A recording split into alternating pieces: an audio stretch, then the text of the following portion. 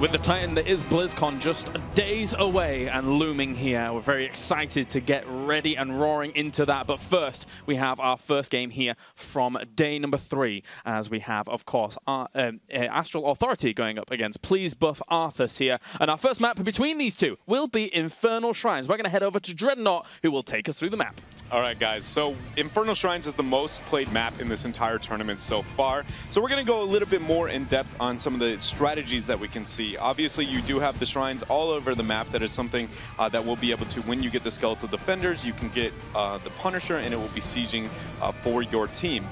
And we know that the Shaman camps do spawn on the upper half of the map right here. Excuse me. Apparently, I can't draw today. So the Shaman camps do spawn on the upper half of the map. And when you end up getting the Punisher is going to be moving on to the fort, and it will leap to the first hero that is found. And one of the most common strategies that you see with these teams is that they will be looking to actually take out a sidewall next to that keep. Again, I can't draw on top of that, sadly. But they'll take out the sidewall, and when the Punisher leaps over the wall, they're going to be looking for the kill potential. And that is something that a lot of people end up getting caught off guard by, right? They aren't looking for the leap to come into play. And that pick, for instance, Denial ended up struggling with MVP with that kind of dynamic. And good teams always capitalize when the Punisher leaps. And so hopefully we end up seeing that in this matchup. All right, well, thank you very much, Dreadnought. Of course, it's a map that we've seen a lot throughout this tournament so far, so it's really no surprise to me that we're going there first. What do you kind of guys expect in the drafts coming up here between Astral and PBA?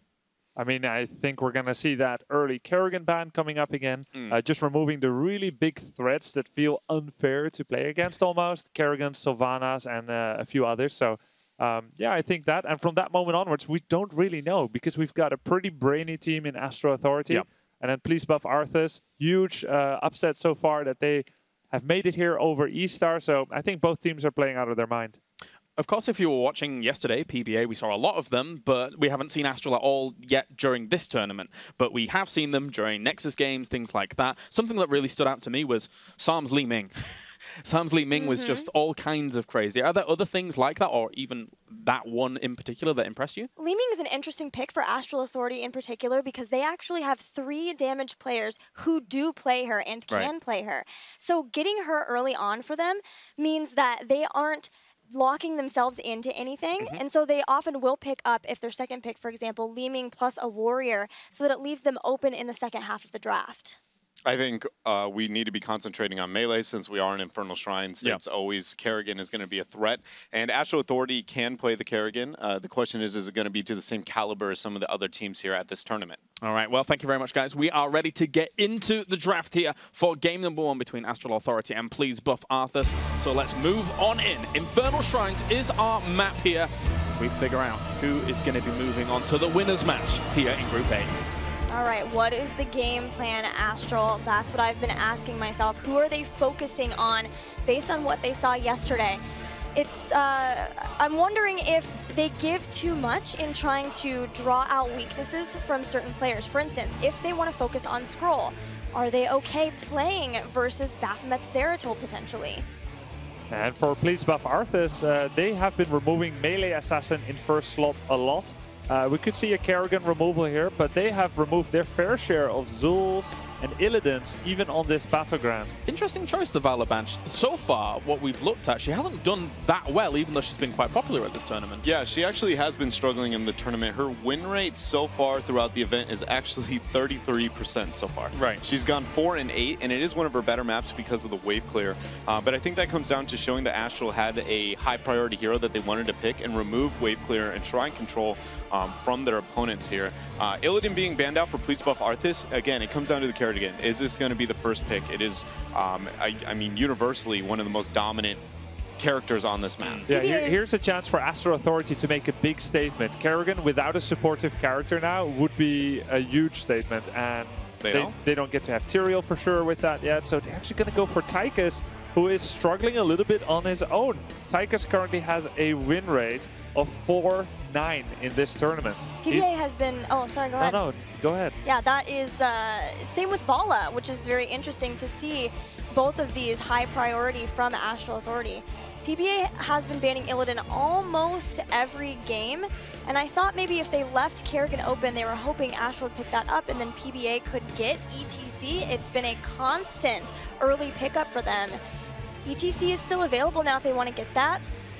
Have we seen them play Kerrigan before? Yesterday? PBA has banned Kerrigan in the second slot yesterday against E-Star on Tomb of the Spider Queen. They haven't really picked it, even in cases where it seems to make sense. Yeah, I think that is either Astral Authority with just some next level research in that dynamic, or that they're pulling away from that targeting. Because, I mean, we brought it up time and time again, their ability to isolate specific hero pools. And, I mean, we know, for instance, Scroll and Baphomet do struggle in that department, and it doesn't look like they've targeted either so far in the first part of their draft. If they fail to do that in their next 2 picks, it does seem that they're more concentrated on just playing their own playstyle. But in my opinion, their own playstyle, and when it's at its best, is when they're doing exactly that, targeting somebody on the opposite side. I absolutely agree. ETC is doing pretty well in this tournament. 11 wins, 8 losses. BlizzCon Arthas is now going to make their premiere with Kerrigan in this tournament so far. It was the obvious choice. The reason that they waited is just, do we actually want to bring this out now? I do think it's a fine pick. Also going up against Tychus is just fine. And a Kerrigan Infernal Shrines is finally on its way. And I think you guys will see why it's strong. Do you think that they're just worried about the idea of Astral Authority picking it up if they haven't done as much research into their opponents? And, you know, with Astral leaving it open as they have, they were just worried about it coming later? I honestly think Kerrigan is just so built for this map and the kill potential that to even let her go through is just insane. Like, on a competitive level, if you truly want to be able to stand up at the world stage, she has to be in your arsenal. Astral picked up Muradin. This is a common theme we have seen when one team gets ETC or Muradin, the other gets the other. One more pick, they've been liking to get Malfurion as their choice of support. It's a support that we saw Zola playing quite a bit of too. Funny thing about Malf, he is the best support right now, hands down, but he is traditionally not picked against the Kerrigan ETC deletion comp. He is still very much a sustained healer, which means slow over time, kind of like one of those vitamin pills that you take in the morning and they release over the whole day. That's not really great when you're bleeding from an arm. So Kerrigan and ETC, they're there to make you bleed. And Malf, I'm not sure that he can stop that kind of burst damage. What if we get a Sylvanas behind this composition by BlizzCon Arthas? It could be an explosive team fight. If it was another healer on Astral Authority's side, I would have said, is there room for a Cho'Gall? But I think with a Malfurion, probably not as likely, right? Well, they did remove Tychus as a counter pick. I mean, it's not completely out of the... although, like, an Ariel would have been perfect for AA, but it would have also given it away. I actually would like to see BlizzCon Arthas take Tassadar, excuse me. It seems a bit out of place, but the removal of Medivh is essentially taking one of the counterplays to the Kerrigan. They know they have the Malfurion.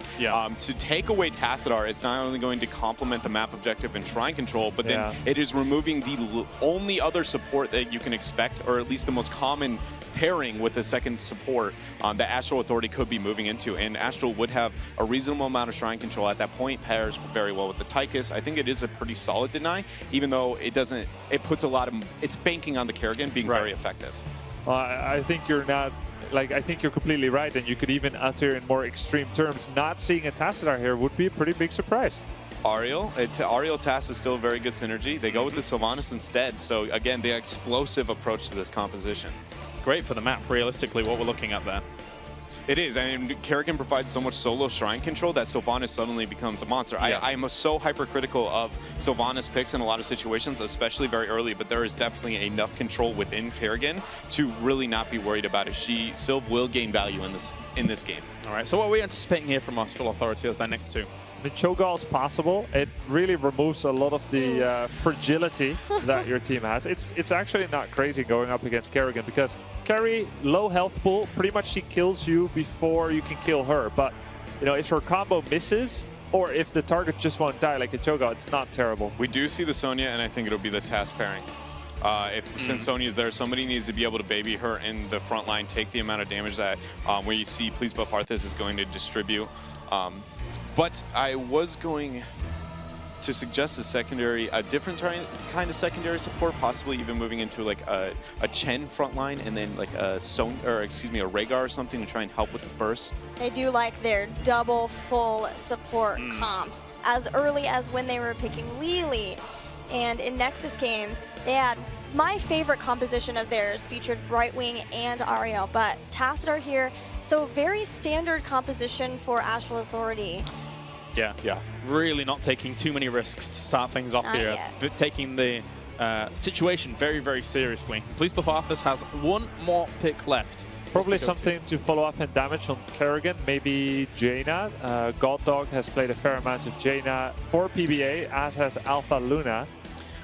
I would ask the question, Li Ming's not necessarily a bad choice, no? Yeah, it's pretty good. It's pretty good. Jaina just has so much targeted AoE that just sets up perfectly for a power slide, a mosh pit, or a Kerrigan combo.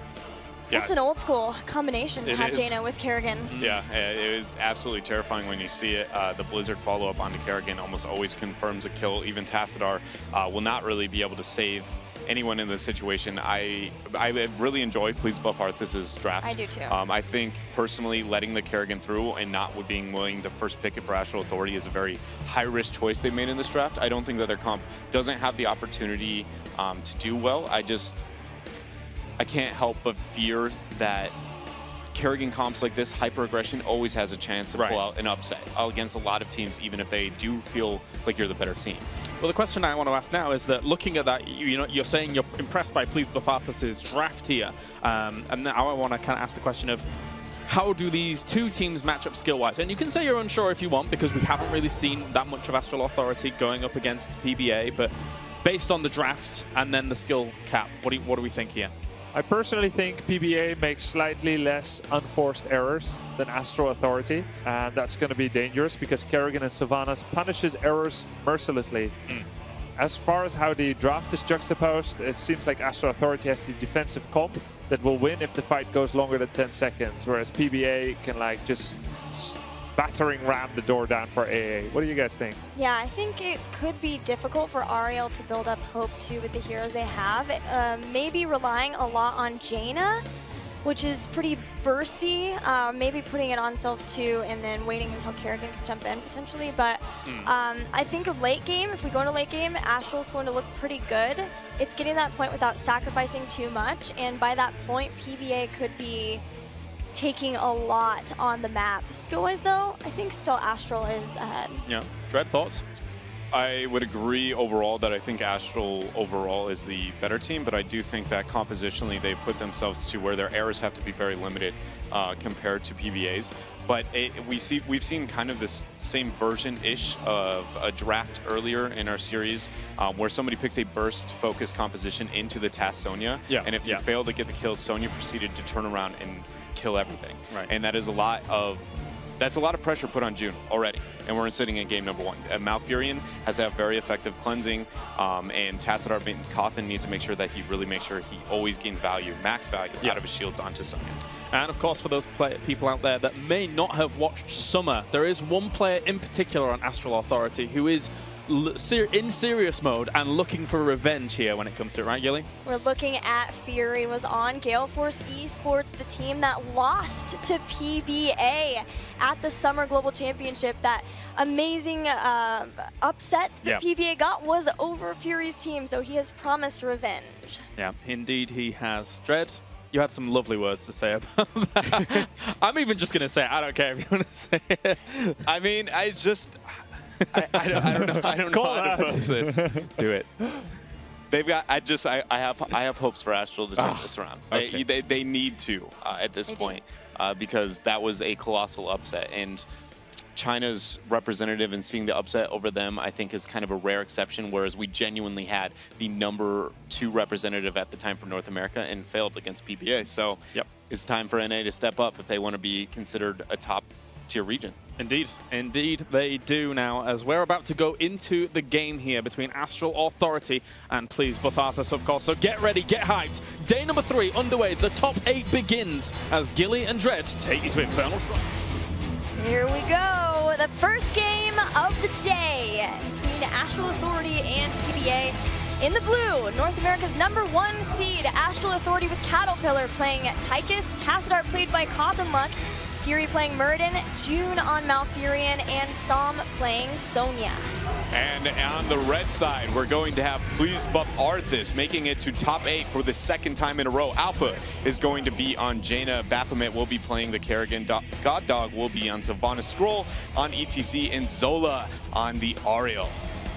Looking for the clash in the mid. Astral needs to be careful how they set up for this because PBA wants to start the aggression early. Looking at ETC, Kerrigan, Jaina, that is a lot of early damage that can be thrown out for quick kill. Yeah, on the laning phase here, it looks like a very safe posturing for Astral Authority. They're already not willing to risk that skirmish in the mid lane, and a lot of that comes down to the kill potential we see from PBA. Again, if you overextend just a little bit, they are going to be the team that makes sure they punish you. A usual and common Chinese approach to that is actually just 5-manning a different lane and then making the rotations later, but we don't even see that from Astral, so very, very safe already here. Extremely safe, and it makes sense to do so. It's the first game of this series. They're testing out their opponents. Something that Astral was kind of joking with me about is how they'll start out a series not doing so well and then ramp up a momentum later. They said they're expecting standard Astral, lose the first game, but win the rest of the series. 1-4 here is what we see from PBA. It is a very common rotation between them, keeping the solo lane up there. Sonya should do well in that lane, but it's a lot of it for Sylvanas is just concentrating onto the wave player. She did get paralysis as a 1, so her wave player's not as effective, but her sieging in the back half of this game will be terrifying. Yeah, the minute that Astral starts to lose too many of those punishers could be a nightmare because of how much Sylvanas gets done with them. Not only taking down structures so that they're not attacking the Punisher, but also turning them off so the Baphomet and Scroll can go right under and over the gates, get in there and grab whoever the Punisher is jumping on. Well, this is the start of the battle. Our first shrine is going to spawn in 4 seconds here on the bottom half. Everyone seems to make the rotation. Keep in mind, we do see PBA has sent Kerrigan upwards with Sylvanas, trying to get a flank on the mid. She is their main shrine control. As I say that, Power Slide coming out, Detainment Strike is the follow-up. Cattle is in deep pressure. He's not going to survive. Maybe great task shield onto him, but he ends up falling here. Fury is trying to redeem them, but I don't know if it's going to matter, Gilly. Tassadar uses Dimensional Shift, gets away, but Sonya is down. 2 quick kills for Please Buff Arthas as they start this shrine. And Cattle was pretty far up for a Tychus. It's scary to be going up against something like an ETC who has Power Slide and Kerrigan who can Ravage in like that. You have to respect the ability ranges for PBA. Yeah, and I think one thing to keep in mind too, when looking at Astral's composition, the Malfurion no longer having the opportunity to take that rampant growth F4 is putting it to where his burst is even worse, right? He has no burst pretty much as a healer, and this is a very aggressive burst-focused composition. Astral Authority, again, you brought it up in the draft that they do scale pretty well, but they cannot fall behind it. So Sylvanas is going to make sure that this small lead now becomes a colossal one very quick. Something that we saw in that last fight too was God Dog using Haunting Wave to body block in the fight. Yeah. Now, I have noticed that that can be pretty aggro, and he has done things like that, made plays like that with Sylvanas before, so it worked in that instance. But he needs to not do that so much that he starts getting himself into trouble, because that is his escape option. Yeah, and Please Buff Arthas is sitting at the 39. They're waiting to be able to get their cap, knowing that Astral really has no hope of being able to obtain this Punisher. They now decided this is their moment. They're going to worry about capturing it. I feel like getting it right away would have been a little bit more effective since they do have Sylvanas, and it allowed Astral to get a Merc camp in the mid lane, now not having Jaina with them. But as I say that, they are going in. Great combo, follow-up onto Fury. Not too much damage. Tassadar shield's there to baby them, but the leap is almost off cooldown, and you see PBA is just looking to be full aggro onto AA. Zola's back at it again. Detainment striking into the well, and with Sylvanas, there is very little hope, especially with the high early damage composition we mentioned before from PBA, to defend the fort in this case. So we see Please Buff Arthas backing out, and they're going to be worried about mid-front wall more than anything here, rather than getting the experience on bottom. I actually I don't like this call from them because of their aggression.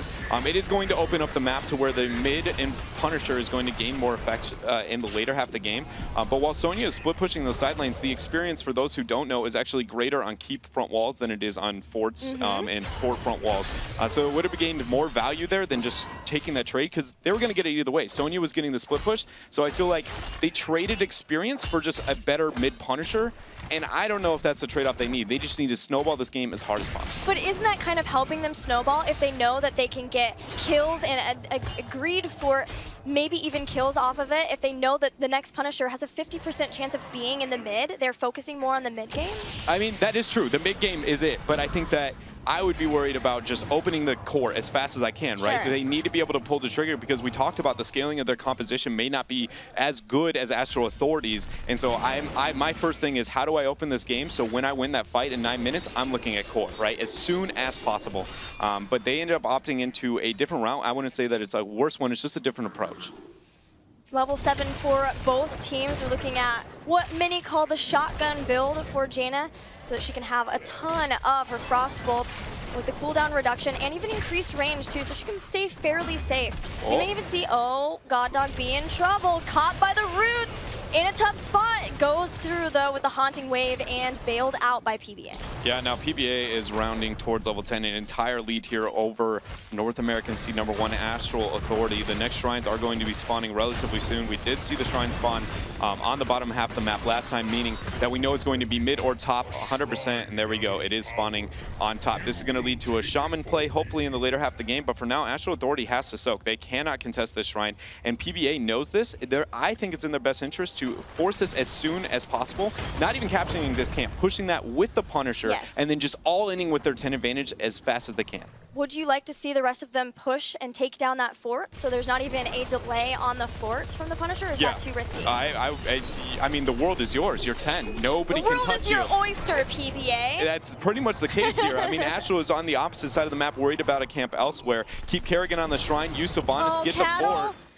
That's the power slide caught. Nice zoning roots from June to get him back, but Cattle is on limited time here. Needs to watch out for all of the slows, for the damage, the jumps. Go ahead. And so this is really a great position for PBA as they are about to finish this Punisher. But look, Astral has caught up so much when it comes to experience. Again, I don't feel like PBA is really pushing the issue of the advantage that they've been able to obtain. And I am afraid that that might come to bite them in the butt as we do go, I mean, around 16, 17 is where I think if they're on even footing, this could turn heavily against them. Just like a Rhaegar. Just, yep. Here comes the push. They've got Sylvanas. They turn off the fort. Fury might, well, he is the Murden, so they're trying to jump into the fight now that they have heroic abilities. Here comes Astral Authority. Big Ring of Frost hits almost everybody in Astral Authority, and Tacidar's already down. Stage Dive and Malfurion is deleted. A third kill for Please Buff Arthas. Psalm and Fury, the only survivors, and it's not even going to be Psalm. Zola, perfect stun, and the follow-up Blizzard spot is amazing. Absolutely dominating Astral Authority at this point. Just beautiful play, and the fact that we do see the Twilight Dream, that Ring of Frost zoned 3 targets to be able to try and Twilight Dream and save everyone. Even we saw June had a really good cleanse to try and save onto Sonya. I got to question the choice to engage into a Punisher. Does seem very, very panicked, but now we do see Astral is trying to turn it around, Force Wall onto Scroll. He is taking a reasonable amount of damage, but I think he's going to be able to make it out. Still want to go for the chase. Fury's jumping in. They'll have Force Wall in a few more seconds. Baphomet's getting chunked. Great grenade. Force Wall to catch. Baphomet, the kill finally to put Astral Authority a point on the board. But 1 point is not what they need. They're going to need a lot more if they want to stand a chance already in this matchup. And I can't help but feel, Please Buff Arthas, we talked about the aggression and the errors of their composition, that essentially Astral chose to play this, we can only make a few errors, otherwise this is going to get really ugly very quickly, and they've done a very good job so far in this game, capitalizing on every single one of those. And so if this keeps up, again, Astral, that's 1 level lead is enough for them not to be able to make that comeback, but hopefully PBA can keep that experience advantage and be able to pull out the win here. Astral has used the time before PBA got 13 for some aggression. They started taking down towers, they stole the bruisers away from PBA, and that's a nice little win knowing that PBA like to get this lead and then start making all of the appropriate rotations to put pressure in every single lane. And the bruisers there is an important one, especially for Astral Authority, since that is where they've taken some keep damage. All right. Pressure's out, a Talontier advantage still for PBA. They should be looking to push it. Again, I would like to see them a minimum of mid-fort at this point in time. They are going to be denying a double camp, pressure on bottom, and then you should see that rotation where they abuse Sylvanas' passive here into the mid lane. And again, Astral can't really do anything until they get that tier. Sonya trying to soak Psalm in the upper lane, trying to make sure they catch up, but it's not going to matter. Sylvanas such a good job of forcing any issue here. Stage dive, power slide immediately to follow up on Fury, and Cleanse is used to get him out. Crystal Aegis on the back, and Ring of Frost has caught Cattle. They jump right in. Wailing Arrow and Twilight Dream throwing silences on either side. It's a 1-for-1, Dread. But Sonya is going to thrive as she can get onto anybody in this point in time. Jaina, Alpha Lunar just ripping them apart. Great job with that shotgun build. And they end up getting a 1-for-1 trade. They do get the map objective that they wanted. Opening up the map is very good here for PBA. But not as clean of an engage. And they should have been a pretty heavy wipe here for PBA. Roll and Alpha are watching for the rotations. Fury's the one who is caught. Immediate power slide, detainment strike, Blizzard, everything thrown onto Fury. But it is Fury. He's Muradin. He survives. A Psalm in the back, starting to throw out real damage. And Astral Authority again pushed back. Yeah, they do have 13 talents here now. We do see the camp is still pressuring on the bottom half as the Shrine spawn. Kerrigan with the wave clear will be there. Muradin is not going to be able to back to clear that, so it will be pressuring the entire time. We're going to see Astral Authority. This is a moment. If they end up losing this, we have Sylvanas and a Punisher pushing towards the mid-keep. No fort still available. Meanwhile, PBA's got every fort up. But you can see the tankiness starting to come in, whereas people were caught before and quickly burst down. Now Psalm and Fury are starting to thrive. Fury does not have Avatar though. They need to play this out correctly. Again, a Cleanse is used. Crystal Aegis also used. Fury is going to get taken down. He does it! He Dwarf Tops through the Blizzard! But she ends up getting the Q onto him. He will be falling down. Psalm will have the same fate here as he's spinning to win. And 4 people for nothing. PBA here putting on a clinic on how to top deck and wreck North America. Oh my, there were a lot of abilities down in that instance and some that weren't even used in the fight for Astral. And where they were maybe clawing their ways back into this game, weathering the early game storm that was PBA's composition, now they are in serious trouble. Yeah, that lead is big enough for that scaling problem that might happen for PBA to not really matter. They are going to be dominating. 16 talent here is going to come into play. That should be a minimum of 1 keep. It should be a double keep play here for them. They are going to really, it's their game to lose. As I say that, they go in huge combo, going right onto June. He's deleted Psalm as well. Baphomet's not done, ends up getting the Q reset, going onto Fury. The keep is just getting disabled here, and the Punisher is still at 72%, and they're looking to core here. This might be a bit too risky. Not anymore, actually. Nope, they get Muradin again, following up. The follow-up on the Punishers has been perfect from Please Buff Arthas. And the Wailing Arrow after that combo, another great play. The synergy from PBA is unreal. They're taking down the core. The Punisher still healthy enough to get this, and he is doing work on Cattle in the meantime. Yeah, it is doing work on Cattle, but he's buying it off the core. It doesn't matter. It ends up going down, and in the very first game, PBA didn't even have a moment where that looked like it was going to be an even game. They took the reins at level 1 with that 5-man group, got 1 pick, and snowball. A 13-minute game for Astral Authority's very first game at this global competition, but they did say that is their style. They lose the first game, but they come back in the rest. I don't know if they lose in that fashion. That is the one thing I'm going to be looking at. That was dominance. That was impressive stuff. And for me, watching it, I can't decide whether it's Astral Authority not playing to their potential, Please Buff Arthas playing out of their minds, or the draft being that fantastic for Please Buff Arthas? I'm going for the third. You think it's just... I do think the lack of Kerrigan by risking that for AA and not picking it was a colossal mistake. Yeah. And whether that is they can't play it on their own or don't feel like they could, again, Kerrigan is, I mean, she almost feels built for Infernal Shrines. Yeah. Her clear, her follow-up, the kill potential into the chokeholds, everything about it, that was a very risky move, and it obviously didn't pay off. Yeah, I mean, I'm looking at that backstage, and we don't just have Kerrigan and Sylvanas, who are the key heroes on this battleground, but you've also got this scenario where when PBA gets the Punisher, you do not have any poke damage to attack the Punisher, even as all the forts are disabled. So only Tychus can attack, and his range isn't that big. The rest is all melee or insignificant damage to Tassadar. So really, I feel like Astral Authority didn't give themselves any chances to be comfortable at any time, and that really showed. And then a few extra mistakes, and they got kind of smacked down. Right, well, let's take a look at some of the highlights there from that game, Grubby, as you were working on them. Well, I've only got the one. You just saw the last fight. And so I'm just going to go past that one. Okay, right here. If we can, I don't know if we can go back or maybe start at the beginning again. There we go. Okay, so at this moment, okay, let's start over here. What we're going to be seeing is as follows. We see Sonya. She's going to come in from the bottom here, right? The drawing doesn't work right now. Okay, I don't know why the drawing doesn't work, but yes. Sonya is going to come in from the bottom, and look at the Punisher is going to jump on her. Okay, that's step number one. We pause it for a moment.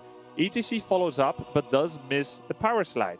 At the bottom, Sonya now has a choice. She can go to the south, Psalm, and go into the Fallen Shaman, and basically say, we give up this fort. It's level 10 versus 10, but we lack the poke damage to take on the Punisher and the enemy heroes at the same time. However, now, PBA is happy to take this fight. They go in, they try to get Sonya. Now, Psalm, we're going to see as we unpause this that he tries to rotate up. This forces the entire Astral Authority team to support him. And then they get hit by Wailing Arrow and Ring of Frost. That was the easiest heroics ever to hit, and the aim was very pure by PBA. They then follow up with the way that they should be following up, and they confirm this huge, massive team wipe that Astral never really was able to recover from. It's not only that damage that was coming out from their team, also it's very rare you actually see Mortar Punishers doing a lot of damage, but because they were in Ring of Frost, even the Mortar Punisher was hitting them. Mortar Punisher never hits anything, apart from buildings. No, So it's a pretty telegraphed projectile, but yeah, they were all rooted in place. Huge ultimate synergy there from PBA, and a very good first game by them. Right, well, thank you very much, guys. We're going to go to a short break, and when we are back, game number 2 on the way between Astral Authority and Please Buff Arthas.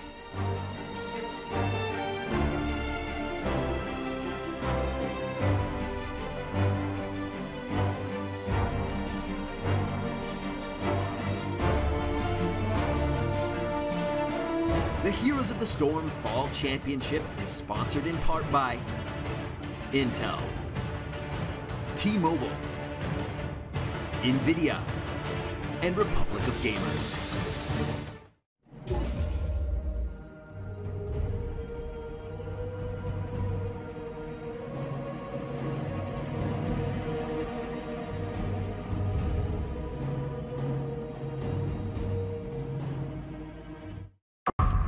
Heroes of Azeroth, I have witnessed our end. Demonic armies spilling over the horizon and onto our shores. Heed my warning. The Burning Legion has returned. Stronger, more determined than ever before. These demons seek to annihilate everything upon Azeroth. No single person can stand against the Legion alone. And so you came to me. I will deal with these intruders.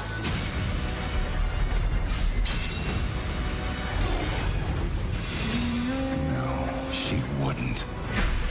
I knew we couldn't trust her! In the end, death claims us all. The Legion cannot be stopped. Our time is short. Now go. But remember, should you fail, all worlds will burn.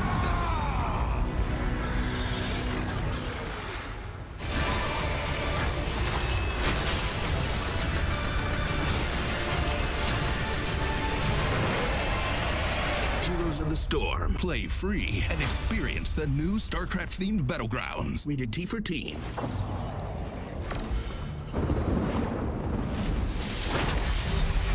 You know, I've been in more scrapes and adventures than I can count. That being said, I've never seen anything like this. Hail, hero! Is that a frog in a bubble? Oh gosh, they are so cute. Well then, there's so many friendly people here. Coming through. Love the hair. Oh, the cavalry's here! This place is awesome! I found some Vikings! Wow, you're big! The name's Tracer, and the Nexus could always use more heroes. Ah! Not funny!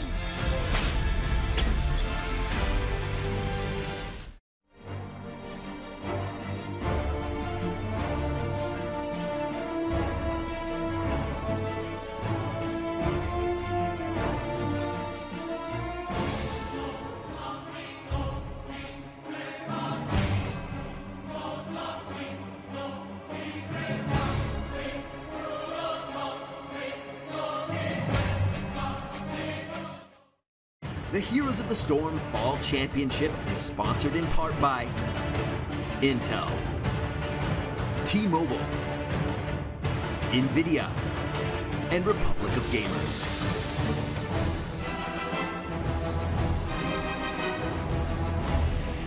Twists and turns along the way here already in day number 3 as Please Buff Arthas have gone 1-0 up against Astral Authority. And I think the big question on my mind is here, especially with 2 NA representatives on the desk, going into this series, I think a lot of people had high hopes for Astral Authority, but what would it mean if Astral Authority were to be upset here in a 2-0? They have this tendency to do that. That happened at PAX 2. They are momentum where they just get stronger and stronger the further we go into the tournament. But at the same time, they also have Team Dignitas and MVP Black in their group. I don't really think that they should be looking to do that here.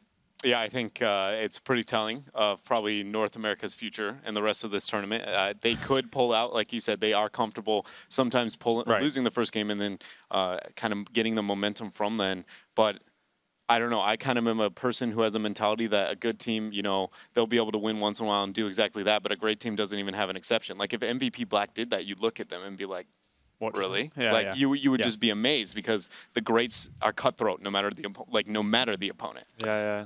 All right, well, of course, thank you very much, guys, for those thoughts on America. Obviously, it's not cut and dry just yet here for sure. But let's take a look now at Please Buff Arthas as a whole here, because they really have been the story of yesterday and the beginning of today here, guys. I was loving God Dog's play on Sylvanas, that cool Haunting Wave body block in the last game, and he's made some awesome plays on Falstad in their regionals too. One of the things I loved was Archangel's Wrath was on him. He casually gusts the rest of the team into his towers and then last minute barrel rolls out of the Archangel's Wrath, making the plays. Yeah, today he was pretty crazy as well. He Haunting Wave forward at level 1 into the enemy tower, meleeing as Sylvanas. The only person I've ever seen that do that as well was a member from Tempo Storm. Actually ended up like Haunting Wave to body block around a turret. Like there's very few players I've ever seen do that. That amount of aggression and ended up confirming the kill. It was very impressive play. There's few players that we've seen do that, and even fewer that survived that.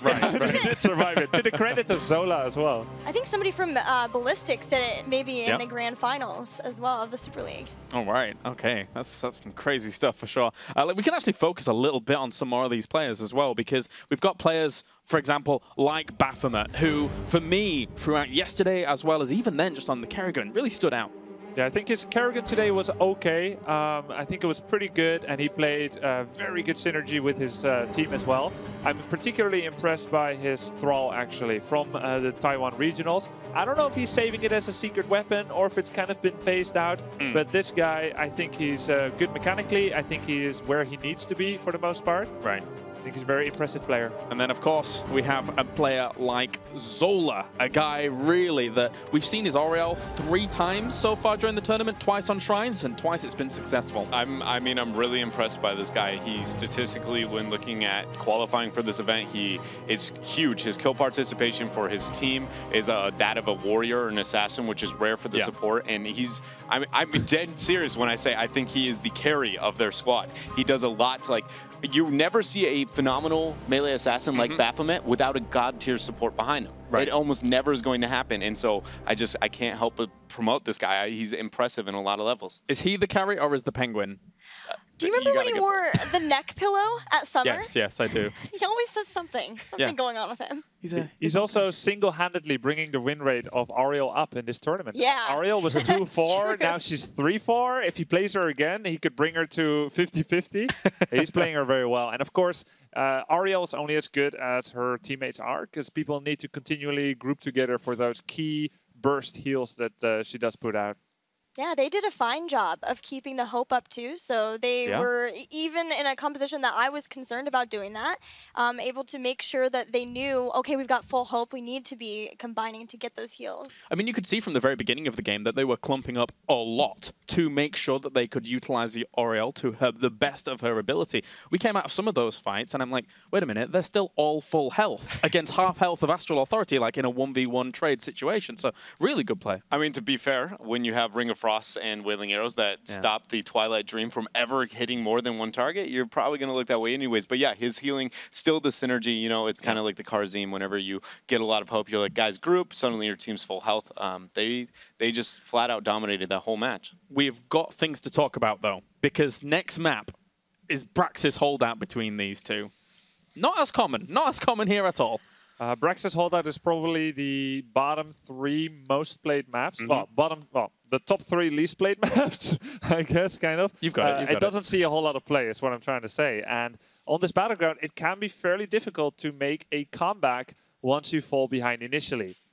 Let me tell you a little story about a team called Astral Authority before Murloc Geniuses. These guys would always pick up a new patch, and especially when it had a new map, and were the first ones to perfect it and then take their opponents there when they did not know what they were doing there yet. Right. This has been a common strategy that they still love to do, even as Astral. That would be pretty smart now, because Braxis and Warhead at the competitive scene haven't gained a lot of traction yet. And so Warhead is usually the one that gets banned as kind of the worst of the two. And so Braxis would be the ideal map to practice a lot. All right, guys. Well, we are ready. It's draft number 2 here between Astral Authority and Please Buff Arthas. We are on Brax's holdout. Excited for this one to see exactly how the 2 teams are going to approach it. I can't help but question confidence if your map choice against PBA here for the #1 representative of North America is Brax's holdout. I agree that I think strategically it's a really high value thing, but this early, again, it comes down to, you know, bettering yourself for later in the tournament versus, you know, just looking to get the win. It is a interesting choice, and we'll see if it pays off, because if it doesn't, it's even scarier for NA.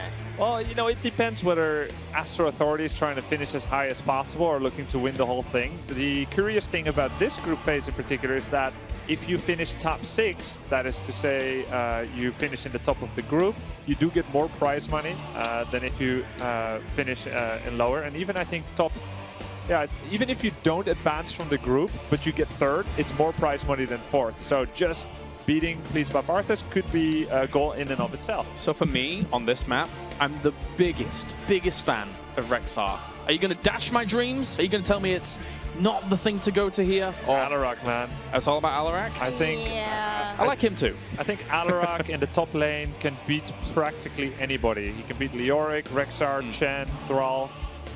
Maybe go toe-and-toe with Thrall, to be honest, but if anyone has a good Alarak, I think this is the battleground to bust him out. Astral Authority does have, Psalm's been playing Alarak in Nexus games, but You know who didn't have a good showing with Alarak was PBA. I wonder if Astral Authority will pick Chen and try to force PBA to have to pick up Alarak because they know that he did not do as well with him. But was that just a fluke one game? Now, Alarak is a difficult to play hero. He is 1-3 in this tournament so far. Only MVP Black is winning with him so far, Rich. Whereas Chen, he's doing pretty well. So it sounds like a sound strategy, Gilly, if they want to approach it that way. But AA is going to go with Vala first. I just don't get the Vala. I'm not sure. She has not done well in the last 2 days, but that doesn't mean that they can't win with her here. They're so high. Vala's at 33% win rate. She's one of the more picked heroes. Yeah. Gets picked here in first pick. AA removed her first in the last one, so they clearly value her highly. Yeah. All right, what is BlizzCon Arthas going to go for the next 2 picks here? They seem to have a lot of room because of the current order of pickings and bans. I think at this point you take probably you don't have to take support because AA already has one, and I think there's a lot of good supports on this battleground. Brightwing, Ariel are both really good here. I think you take someone that dominates the 4-man rotation and the best solo laner. So I don't know what their interpretation of that is. It could be a Sylvanas for the bottom, and then for the top an Alarak. They might prioritize. There it is. They already go for the Alarak that early. I like that choice from them. I think we brought up all the points that are relevant when it comes to their picking of Alarak. It is a higher prioritization for them, and it really needs to be justified because I do think it is a very influential pick here, especially on the map. But their last performance was definitely not too impressive when it came to the Alarak. If they are going to get some good strength out of this Alarak, isn't this comp already looking very scary? Yeah, I mean, I think it's the obvious choices. The same for the last battleground. I think PBA is getting everything they wanted. They're covering every base. They've got supports they like.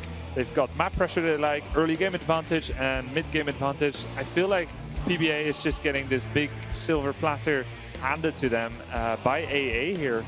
Who have their prioritizations wrong. Am I wrong here? No, you are absolutely right, and it comes back to the point that I tried to bring up in the first draft, is that Astral Authority playing their game is bullying you, looking at exactly what your hero pool is and removing it. We've seen Skrull get ETC 2 games in a row. We've seen only 1 targeting to 1 hero for Baphomet, and yes, I do think the Alarak situation might be the first time we've seen him go kind of maybe out of his comfort zone because the performance was a little bit weaker last time. But again, it doesn't feel nearly as targeted. Like, hey, you know what you like? We're taking all of that away. And that is the AA that won North America. I wonder if Astral Authority, they said that they've been scrimming a lot recently against the top teams that are here on the Hero League and so on. I wonder if they're still in practice mentality. They're still on their mentality where they're like, okay, let's just play the standard stuff. We have evolved mechanically. I wonder if they believe they're further ahead mechanically than they seem to be, and they stopped counterpicking. I kind of wonder if they thought that PBA would surely go Chen, having picked him so much yesterday, and then Astral would have picked Alarak and been able to win that. That's Som. He loves the hero. He was playing him in Nexus games. If that's true, we have a quintuple gulp coming here for Astral Authority as they see those things not developing as they wanted. I'm just trying to figure out where Astral, they go with the Johanna pickup here. I was heavy critical of Johanna yesterday, and I think this map makes a bit more sense for her than some of the other situations, but I'm still not too impressed. It will be able to deal with the hyper-aggression kind of that we see from PBA a little bit better, but that's only if Johanna is the target. And I think she will be the target. I think her Iron Skin doesn't stay long here. Okay, they're focusing on Zola. Okay, whether that's the right choice. They remove Ariel as a support for PBA. That's pretty smart, as that's basically infinite sustain. Sylvanas is one of the top 3 bestow hope targets. We saw that last game. We might see that here again. So PBA, that's funny, by the way. Malf Ariel, it's really American teams that do that more than anything, isn't it? Yeah. So that's very unexpected. I would say this is the first move where BlizzCon Arthas, if they didn't study AA, it's going to be like, wait a minute, you already had your support. What are you taking away from us here? So PBA could be going for Morales. I think it would not be bad. Morales, Taronda. True. Not really much to get onto a Morales if that were to be the case. Yeah.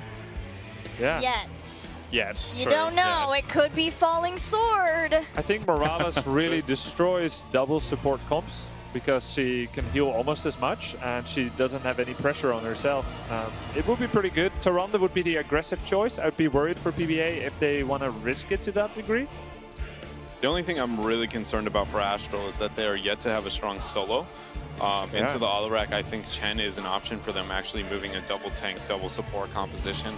He will match into that lane. If they pick a Vala, I think, or excuse me, not a Vala, but a Zagara into that lane, it would be really, really poor. You do see the Morales, so very smart pickup for PBA. The thing about AA here, if they go Chen, I think that's completely out of whack. Like, they have double support, double warrior, and Johanna is a low damage warrior. I think they need a Thrall and nothing else. Like, I agree. Damage. I like the Thrall compared to picking the double warrior, just because he does have initiation onto the Morales. It will be able to deal with Morales pretty effectively as long as everybody has follow-up. Yeah. Granted, I wouldn't look at Blessed Shield or Falling Sword. Has to be really perfectly timed. Oh my. Oh, I just don't think they have the damage to take on a Morales here, or the penetration really to get to the backline.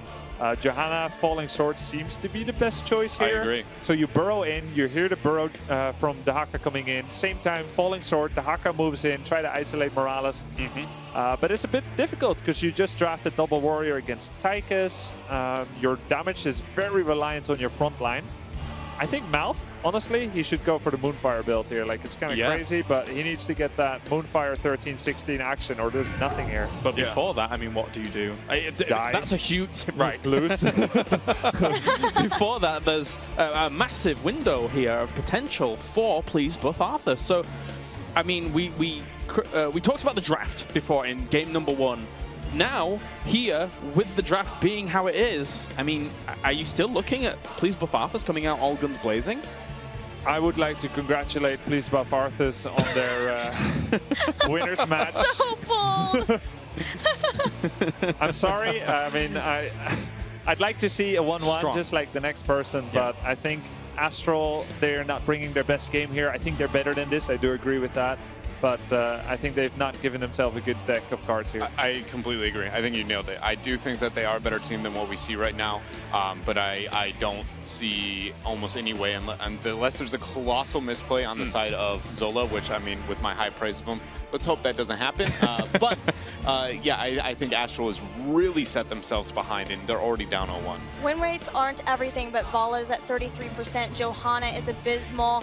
Dahaka has yet to win a game in this entire tournament, and I was looking at Zero Panda to be the ones to show us the awesome Dahaka play. It needs to be Astral if we're looking at a game 3.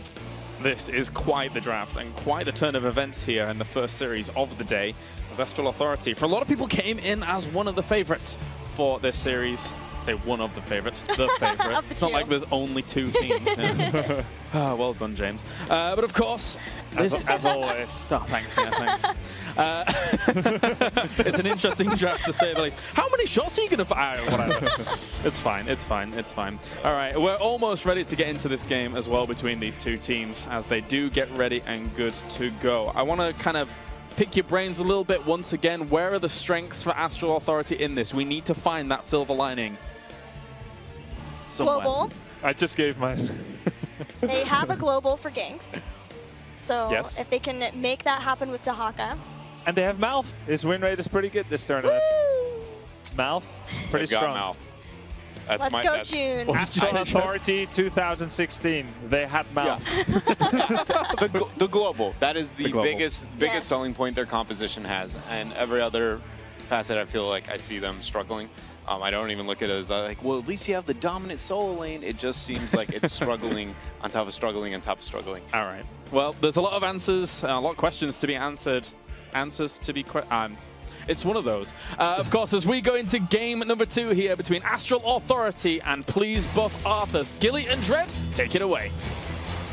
Well, with this interesting composition and conversation, Astral Authority needs to win on their battleground of choice to take us to game number 3. If they want to get to the winner's match, it is Astral Authority in blue with Caterpillar playing that Dahaka, Koth and Luck on Vala, Fury playing Johanna, June on Malfurion, and Som playing Ariel.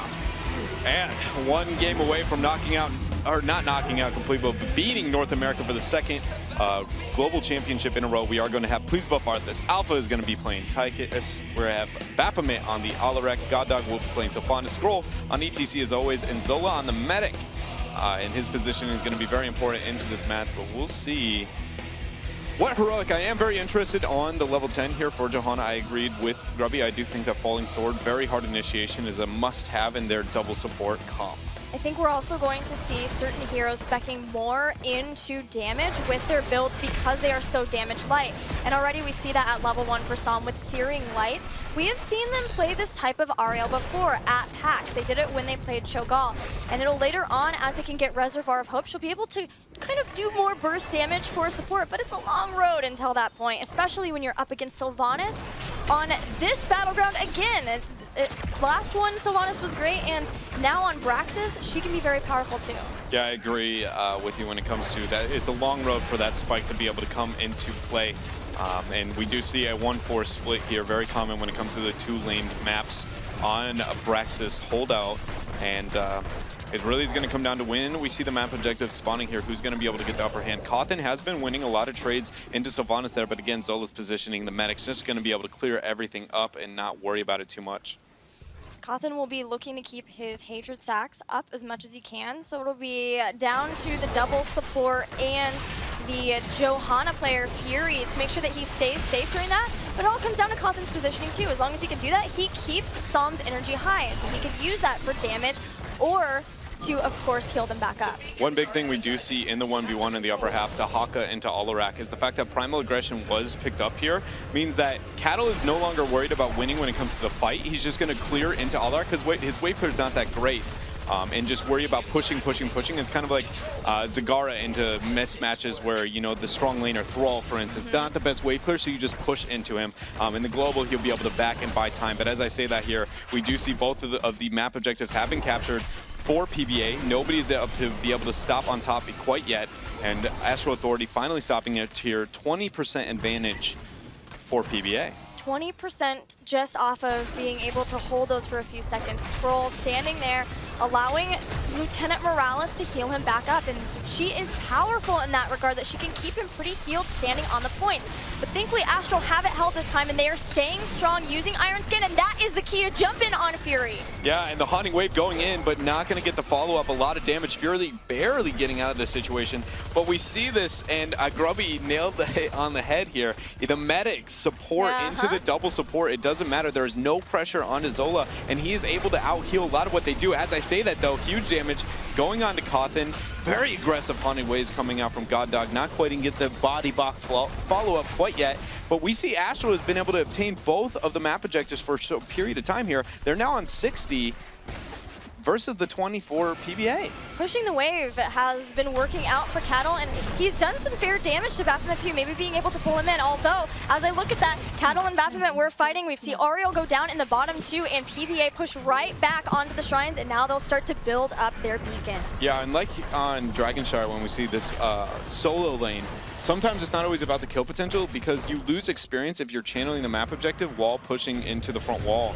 And so it is a valid strategy to just, you know, it's pretty much every 30 seconds when the mini wave comes into play, you're like, I'm going to control the shrine for this amount of time. If we can make a big play, you might be able to get the upper hand. But we're yet to see any huge advantage from Cattle and his global, which I think is going to be crucial if they're going to try and finish the rest of this Zerg rush. Zola was getting pretty low in mana, but in finally getting the kill, it let PBA take a break. So they're ready to go again for the spike, but the experience has stayed even between these two teams, as has the beacon progress. Neither wanting to step off of this bottom point. Yeah, they're getting a good job, a large amount of damage. Zola under zero pressure. Keep in mind, this is all points going over to PBA on the map objective. A large amount of damage going to Fury. Cattle barely is able to not even be able to get it in time. That is going to be Zerg Rush, 100% sitting for PBA, and we're sitting at roughly that 60 to 70% here for Astral Authority. PBA played that bottom phase very well. They noticed every time Fury used Iron Skin and made him leave the point, picking up beacon progress in that time. Here comes the big Zerg Swarm. It's much bigger for PBA, but there's still a sizable amount in the top going on for Astral Authority, and Dread is maybe tilting. I am. Just watch Iron Skin used by Fury in a lot of situations. There was legitimately no damage, nothing. He doesn't have it off cooldown at this point in time. It seems to be used out of just almost nowhere. And that is something that is huge. Like you brought it up, that they wait for it to go off cooldown, but if you're not using it and gaining any value out of it, they're in a rough spot. And we see the Sylvanas gaining a lot of value here. We know anytime there's a map objective that's going to build and push, they gain value, but because of the wave clear we've seen for Dahaka, he ends up actually getting equal value in trade here, even though the percentage was not even for the teams. All right, so even sieges for both teams. You know, I noticed Johanna using early iron skins in the Gold League, and I was wondering, what the heck is this about? There's nothing to stun them out, but they were picking Conviction. And so maybe using it as the movement speed bonus and looking for a body block off of it. That's not the case here, though. She doesn't even have that picked up. But I thought that was kind of a cool, interesting fact that we might see later on from Zero Panda if they pick up Johanna. But for now, the teams are pretty even when it comes to experience, just going to be worried about gaining the map objectives, getting pressure out. Neither team seems to be pausing and worrying about timing it with the actual map objective. And we do see, again, we talked about this the first time that Baphomet was on the Alarak, is his level 7 talent Gilly. Yeah, endless energy, making it so that Alarak will have his Lightning Surge up more often, try to help out with his self-sustain. It's something that I've seen Psalm use too. I know that it's not your favorite talent, but here where he is going to be constantly in the 1v1 situation, maybe even getting dragged into the towers, do you like that choice a little bit better here? Yeah, I like it a bit more, knowing that he's going to be isolated and he's very concentrated on the skirmish to put himself in a position. Survivability is very relevant. Otherwise, I mean, he loses his team the map objective. I still do question whether or not it's going to gain enough value over some of the other options at level 7. But realistically, their composition is under very little threat. I don't know. I guess I don't know if I think it's a must-have, but I do find it way more appealing than we saw the first use coming out from him. Yeah, with Chaos Reigns, if he's going to be so often by himself, and that might not be the case now with the Beacons, next ones being around when they have heroic abilities, they might be looking more for those big 5-man rotations. But with Chaos Reigns not being able to pull in multiple people at a time to try to get those 15 hits sooner, maybe that's another idea that they had about that talent. But now we are going to have the shrines that are going to be spawning for the teams.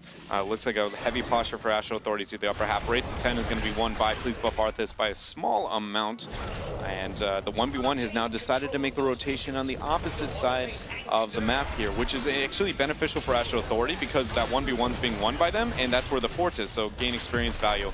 But the skirmish now happening up here. Astral Authority gaining percentage, trying to zone off as best they can. Dahaka gets the burrow flank, not going to confirm, actually gets the pull, good cleanse, Zola keeping everybody out, and Draken Laser was used a large cooldown to be burnt this early. That was a cooldown use. It's kind of zoning Fury off, and it's in a spot behind a wall where Astral can't get onto it as well.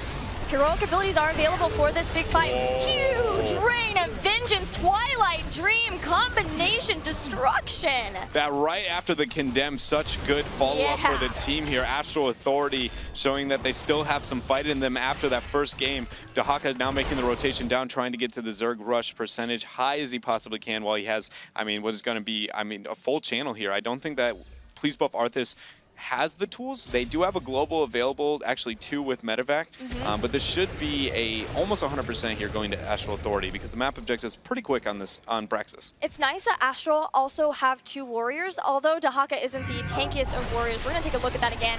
Here comes the Condemn. Massive follow-up from those big area of effect abilities. Twilight Dream, Rain of Vengeance. 3 super quick kills, and because of this, a much bigger beacon difference between the 2 teams. And Astral Authority, not only is this a great time for them to push, but they know that Sylvanas will get much less done this time because they have a few Zerglings. Yeah, and right now they are pushing with the Colossal Zerg Rush, everybody trying to get as clear as best they can.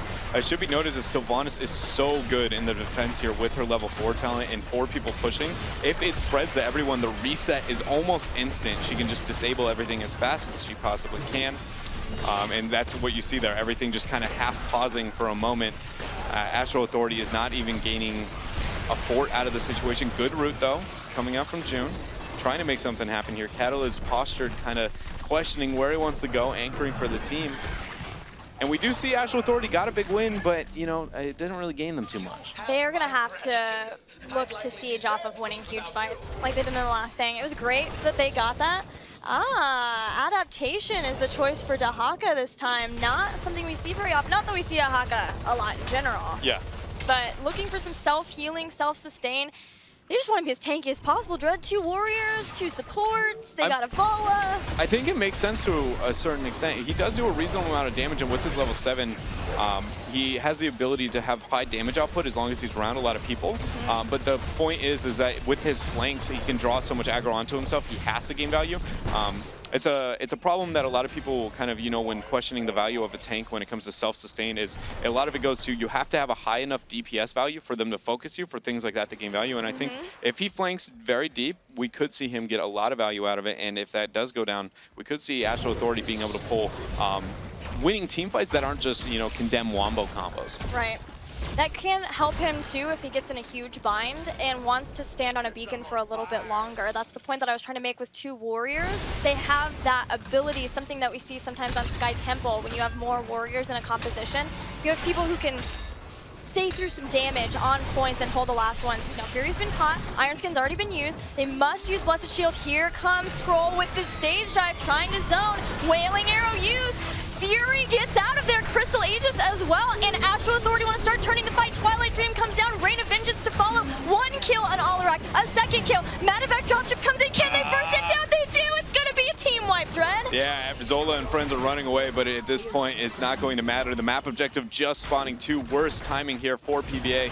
Cawthon trying to take the 1v1. He'll end up not getting it. June pulling the BM, throwing the Moonfire over the wall. But now they are going to be able to get the channels here, and this is a really big win. The timing of that team fight for Astral Authority could not have been better. And, aiming there for the kills onto the Johanna and not being able to get it. There was like 3 heroics just to be able to kill a Johanna, and that is such a bad spot to be able to be in. And now we do see the boss will be able to be picked up as well. Astral has everything going for them in the 2nd game when everyone doubted them. That was a great rotation too by Astral, very fast. You go here to this beacon, you go to the top one, the rest go to boss. They've been working on that. I know that they have been working on making those better. They have said that that is a weakness for them in the past, and it is a concern for them. And now they've got mercenary camps pushing, Zerg are about to come out, the boss is going bottom, they're pushing along with that. There's going to be a heavy siege on PBA in a matter of seconds. Yeah, and so we do see PBA is more worried about the Zerg rush. It's a smart choice for them to have that concern, but boss is pressuring down below, so they're going to try and get rid of this and make the rotation defend on bottom as fast as possible. But 16 talents here will just almost be picked up for Astral. It won't be quite there. Oh god, dog. Please be careful. The Zerg will attack you. But that is really important because that 16 talents here could mean that we see a heavy dive for Astral Authority directly onto PBA. It's such a big tool. And with that boss being so healthy, if they end up wiping 2 to 3 people, it could be game. This was so important for Astral Authority because the last defense for the Zerg did not go well for Astral. PBA took it out without even getting a force. So now because PBA had to focus so much on the Zerg, the push with Astral enabled this keep to go down, maybe go down, just barely not go down, but pretty much go down. Where is Mule when you need it? Yeah, that would be some value there. But Astral Authority, they at some point will easily be able to pick that up with their 16 talents here. Throw out 1 spell. It's pretty much a dead keep for them. Now the focus, as I say that, give them the We're not leaving this behind. Yeah. Flashlight, not enough. Psalm, there we go. Throws out the W with that level 1. And they're going to be able to confirm that keep. Now a 2-level lead here. Astral Authority has the 16 talent here. And this is such a bad spot for PBA now because this map, being the 2-laned map that it is, having the keep down, it provides a heavy vision control. But with that center gate, it's a little bit less than other maps that we see like Dragonshire. But the constant back and clear, because they don't really have that much wave clear outside of Sylve, and Sylve being back, it's really rough for their skirmishing in a lot of points. So they need somebody to constantly baby that lane whenever they possibly can before the next Shrine phase. And Astral will be able to watch for that and see if there's just one person down soaking. Maybe they can make the rotations, especially because they have a global and can try to jump on that.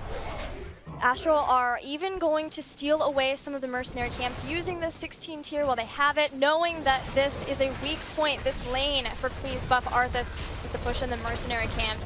It's only a matter of time until beacons come in, so PBA are trying to push this lane out as much as they can before they have to start fighting for the beacons. Yeah, looking for that skirmish. Scroll was able to be let out, and Astral Authority's done a very good job. Cattle is constantly in the off lane. He is almost never left unless a relevant team fight is there.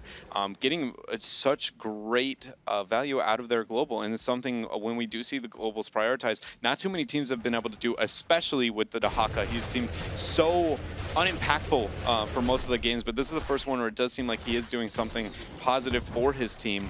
The next map objective is going to be spawning in a couple seconds. Astral was now timing their camp with it as well, putting more pressure into that lane, and it's really awesome.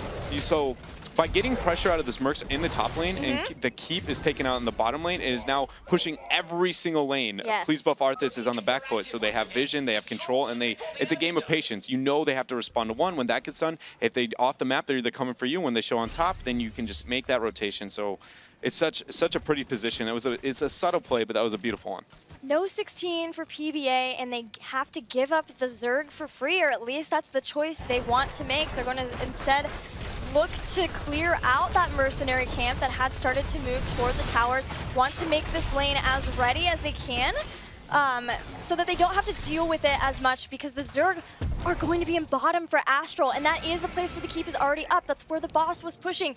This is going to be a hard defense drive, but at least maybe PBA will have 16. They're so close. They've been clearing out that top, trying to get it. Yeah, the Zerg rush 100% here. Moving towards the core. The 16 tier is so huge. Somebody needs to be worrying about it. Dahaka's even zoning off the experience up there in case anybody wants to get a taste of that tongue. And now they're going to be moving in. I think a kill is going to be necessary, or at least definitely beneficial. Remember, it's a double tank, double support. If Bala ends up going down, the kill potential to the core is far limited. And Sylvanas is a pretty solid defensive tool as we watch everything spread. Catalyst here, and he is ready to drag somebody away. It does miss. Rain of Vengeance goes down on God Dog. Stage dive in the back, and the fight is being taken to Astral Authority. Instantly, Aegis has to come out. Malfurion is deleted, and it stops the Twilight Dream, so they weren't able to get the silence away from that. Yeah, 70% onto core. Everything is wailing at it, and it is going to be able to get rid of a lot of the core health. Actually, Scroll, though, getting caught out. Cattle with the tongue is 62%. No shields are available. The Guardians are still up here for Astral Authority. You see they're questioning, can we do this? Can we go for the core? They don't know. Meanwhile, Sylvanas is just ripping away the Zerg rush, and that was a great response from PBA. Not necessarily perfect, but Astral Authority, again, looking like they had a moment where they're like, all right, this is it. We know what we're going to be doing. And just one out of position June led to them end up dying. And that's the second game in a row we've seen him with that Twilight Dream to where he feels like it almost has no effect. He's been able to just get caught out and not really survive, even with the Ice Block. Yeah, once you get Bolt of the Storm, then you can be more surprising with your positioning and get in there and very quickly go to Twilight Dream and Ice Block afterward. But before that, you do have to run in. And Please Buff Arthas were watching for Malfurion to step out of position. And against an Alarak, that is incredibly risky to do. Yeah, it is terrifying to really, any support that has that short range and low mobility into an Alarak is very vulnerable to him. Granted, I would argue that I feel like Alarak hasn't been that impactful into this game. He has had some influence, but not as much as we've seen in some of the other matches. But for now, the teams are worried about the clear. Please Buff Arthas. Their win condition, a lot of it is going to be relied on to the bottom half of the map, and we see them posturing, looking for a gank. This is huge. They need to be able to get a kill pre-20. The fact that they aren't showing, though, is a problem because, again, Astral has so much dominance on the map, they don't really need to scout. They know they're at a boss. That's all that matters. But if they... June, not like this. No. Scouted him out, got the moon burn onto it. But that was a little bit closer than I'd like to see. PBA really has to force those situations there. The fact that we didn't see an instant power slide, try an all-in or a combo from Alarak, I think a little bit too patient from them. Maybe they're feeling a bit uncomfortable, if not from the composition they have, like with the Alarak, then maybe it's just the fact that because Astral has been very good in their rotations and fighting and controlling the beacons above all else, they have put Please Buff Arthas where they're the ones who are defending their lanes. And that's never a spot, at least when I was watching in the regionals, where they felt like they were still comfortable at that point. Yeah, positive side now for PBE is the fact they do have the mercenaries pushing against the catapults on the bottom half. They did choose to take the fight to the upper half of the map. and nobody's getting anything quite yet. His bottom is set to the neutral point, so top is falling to PBA for now. But Astral still has bottom, and Yes. Astral's closer to 20. So they're just not taking the fight until maybe they can get 20. This is the place where PBA wants the fight. Yeah, exactly. And as we say that, Fury's getting caught out. Unstoppable going to be used from his passive there. Almost attempted body block from the Sylvanas as well. Kato ends up burrowing it. Baphomet's in a rough spot. Wailing Arrow trying to peel the silence follow-up. Counter-strike getting little value. Everyone here for Please Buff. Arthas is falling down, and Kato is trying to get anybody he can. The Dinosaur is on the chase, and Skrull ends up going down. God Dog trying to buy time by getting the Haunted Wave in a different direction, but he's going to be falling. And if enough go down here, that is going to be GG. Astral Authority. The medic? They aren't? Hello? Oh, yeah, he doesn't want to fly it because it's too close to the rest of the people. Okay, but Astral Authority, still, they have taken out enough people. It's just Tychus. It's just Morales left. The core is open, and Astral are going for it. They want to take it to game number 3. They did promise that they would lose the first game and take it back in the next 2. And even though they weren't quite 20, Astral finds the exact fight to take it home and win game number 2. June there with the Bolt Twilight Dream. Probably the most value that he's gotten out of it so far, to be honest. But I need to get you a tilt jar. I do, yeah. It's probably a thing.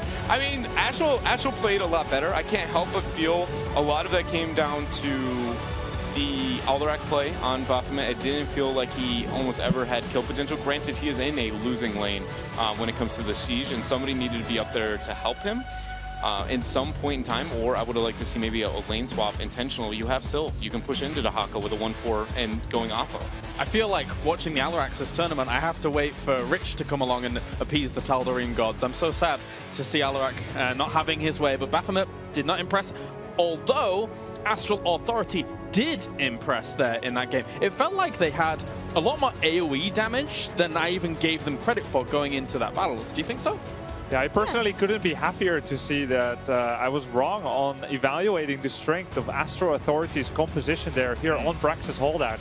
And for what it's worth, I don't think Baphomet from PBA has got a lot of experience playing against the Haka in the solo lane. No, it's a really rough lane, especially depending on the level 1 that you see taken. I believe yesterday when E-Star ran it, they went it with his passive at level 1, not going with the wave clear. That is I mean, a huge mistake in the most situations, because if you take the Haka, he doesn't really thrive off killing. He thrives off pushing into your wave and then global somewhere else where it matters. And the cool thing about the Haka is, like, I feel like I learned so much just watching Astral Authority and Caterpillar here, who I really feel like was the man of the match.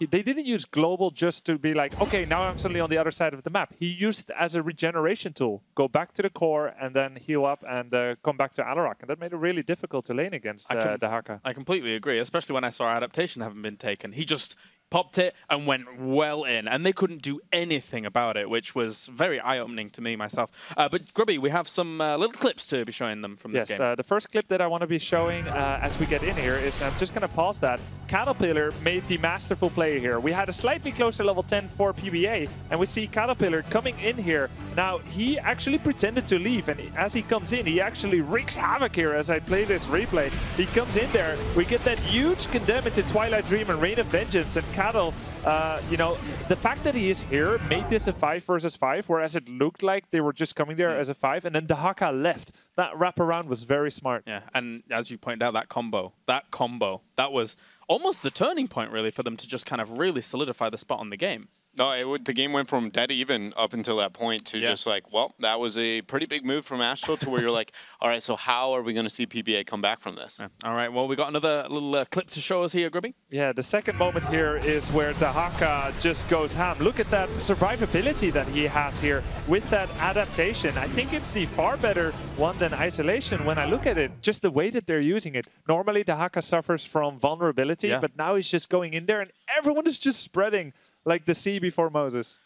It was those 2 fights that put PBA in that position where they had to make the risky plays. They had to get up on the battleground. They had to make something happen there at the end. And Astral, once again, were able to, even though they weren't 20, they backed off, they waited, and then came back in and found that fight to win the game. I'm glad to see we have a proper series now on our hands here. Astral Authority bringing back that second game and looking to push on. We're going to go to a short break, and when we are back, it will be game number 3 here between Astral Authority and Please Buff Arthas.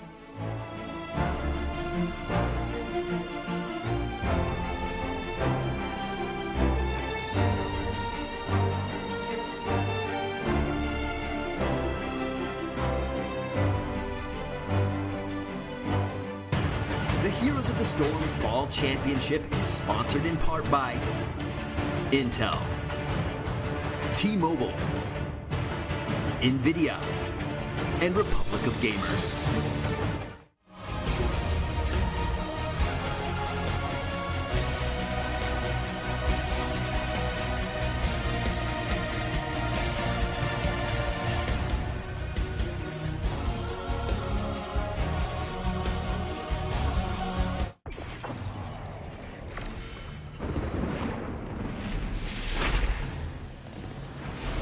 Terra Marines are the toughest frag magnets in the galaxy.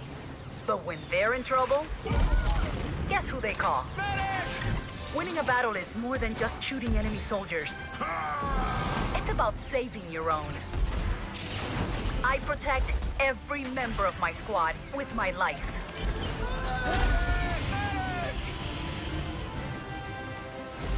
Sometimes I think I'm the only thing holding them together. Who am I? I'm Lieutenant Morales. I'm your man. I'm gonna need a lot of bandages.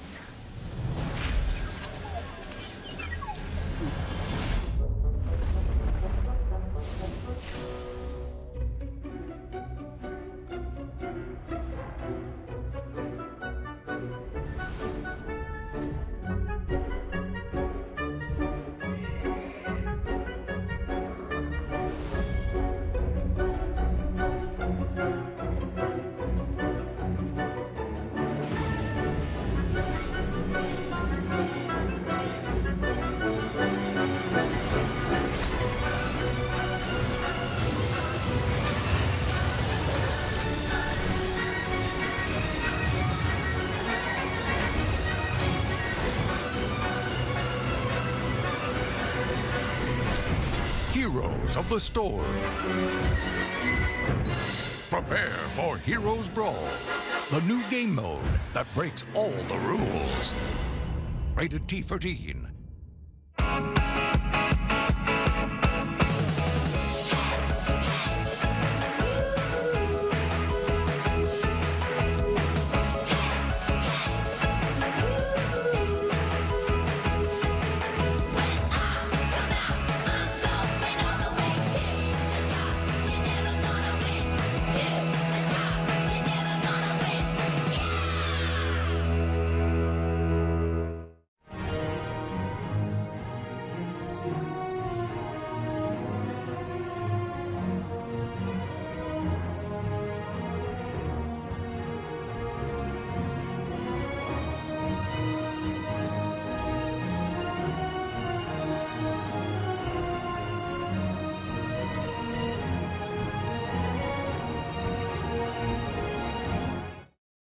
The Heroes of the Storm Fall Championship is sponsored in part by Intel, T-Mobile, NVIDIA, and Republic of Gamers.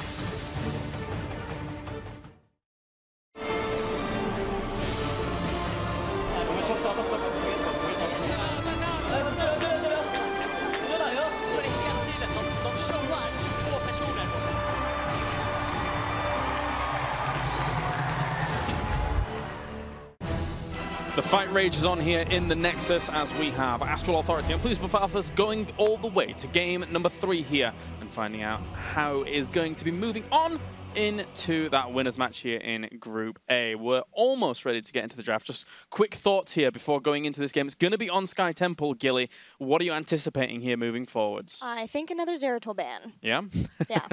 I think that's a good shout there, I would say here. So I think we can move on swiftly into this draft between Astral Authority and Please Buff Arthas to find out how they're going to approach this next game, because it's a big one. You want to move on to that winners match to put yourself in a spot where you can almost find that move through into the semi-finals. I am amazed. Bold. I am amazed that that was not a Zeratul ban. How successful that game looked when you put Baphomet onto a map where he can't play the Zeratul because you ban it out, and then there is no melee assassin. That seems outstanding. Yep.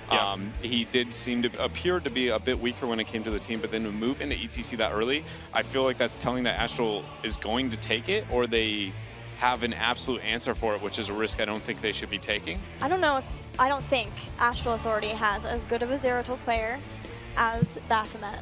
They do play him, they have played him, and they do pretty well with him. They have a fairly good record with him, but Baphomet is a Zeratul genius, and the one time E-Star took a Zeratul versus them, if you have a player who is that good with a hero, they also know how to counter him. Yeah, Fnatic removed Zeratul against PBA yesterday, to their credit, and they won with that as well. Whereas PBA, they've been removing Illidan time after time after time, and it's only now with this Medivh ban that they're starting to break that pattern a little bit, and they're getting punished for it. If we can call it that, it's an immediate Illidan by Astral Authority. Yeah, Illidan, he's not bad on this map necessarily because it opens up so quickly, which is what he wants to look to have happen. I would say at the same time, when you look at the early shrine shots, there's almost always going to be a fort relatively available when it comes to the map objective. So they need to prove that it's worth over the Zeratul situation that we're probably going to see PBA move into. The interesting question is that in the Western world especially, we see very, very clear responses to things like Illidan. It's, well, wow. Muradin, Zeratul. And the question is, like, are those the things that is response to Illidan, and then are there other things beyond that? So there's many counters to Illidan, and not all of them always work. He can even beat his counter sometimes. One of the counters in the West is immediate Lily pickup to blind him and stuff. But another really cool one, and I think that's the one we should be talking about, as that's the one we're seeing, Zeratul. Illidan jumps forward, Zeratul void prisons the entire backline, the support, and you try to isolate Illidan and kill him before he can get some support. Yeah, it comes down to if Illidan is going to be effective. Even if he survives that situation, he has to do a reasonable amount of damage because he's going to burn a lot of cooldowns to try and keep himself alive during that time. And if he backs into the void, there's usually like a wombo that will be able to follow up and kill him.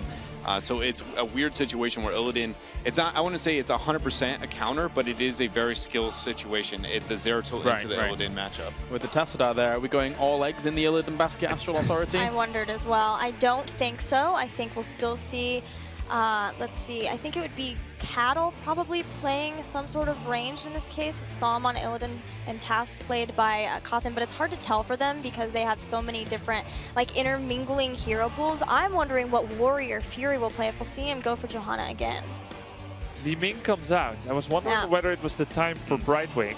Astral Authority prioritizes the secondary threat to Illidan, the one that everyone always ignores because Illidan is right there. And Li Ming is a pretty good one to ignore, a pretty deadly one to ignore, as she gets a pretty good reset. So there's actually a beautiful, when bringing up the Brightwing in the situation, because it's a counter to Illidan, it's a counter to Zeratul, and it pairs with the Illidan. But it's actually, when you have the Illidan into the Zeratul, it's not appealing to have Brightwing, because when that Void Isolation hits, Zeratul needs a lot of healing. And Brightwing is not going to be the one who provides it. So you actually want a large burst healer over the Brightwing, even when you're like, well, Illidan pairs with the Brightwing and it's a counter. In your head, it's like Brightwing's the go-to. But I personally feel like it's actually detrimental if you have it.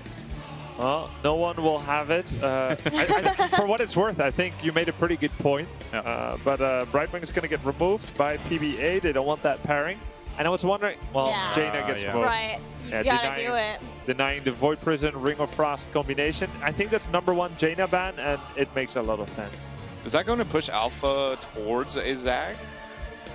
They like Maybe. it. They've picked it in third rotation twice so far in the regionals. It was like #1 pick material for them, and the game didn't change a lot since then.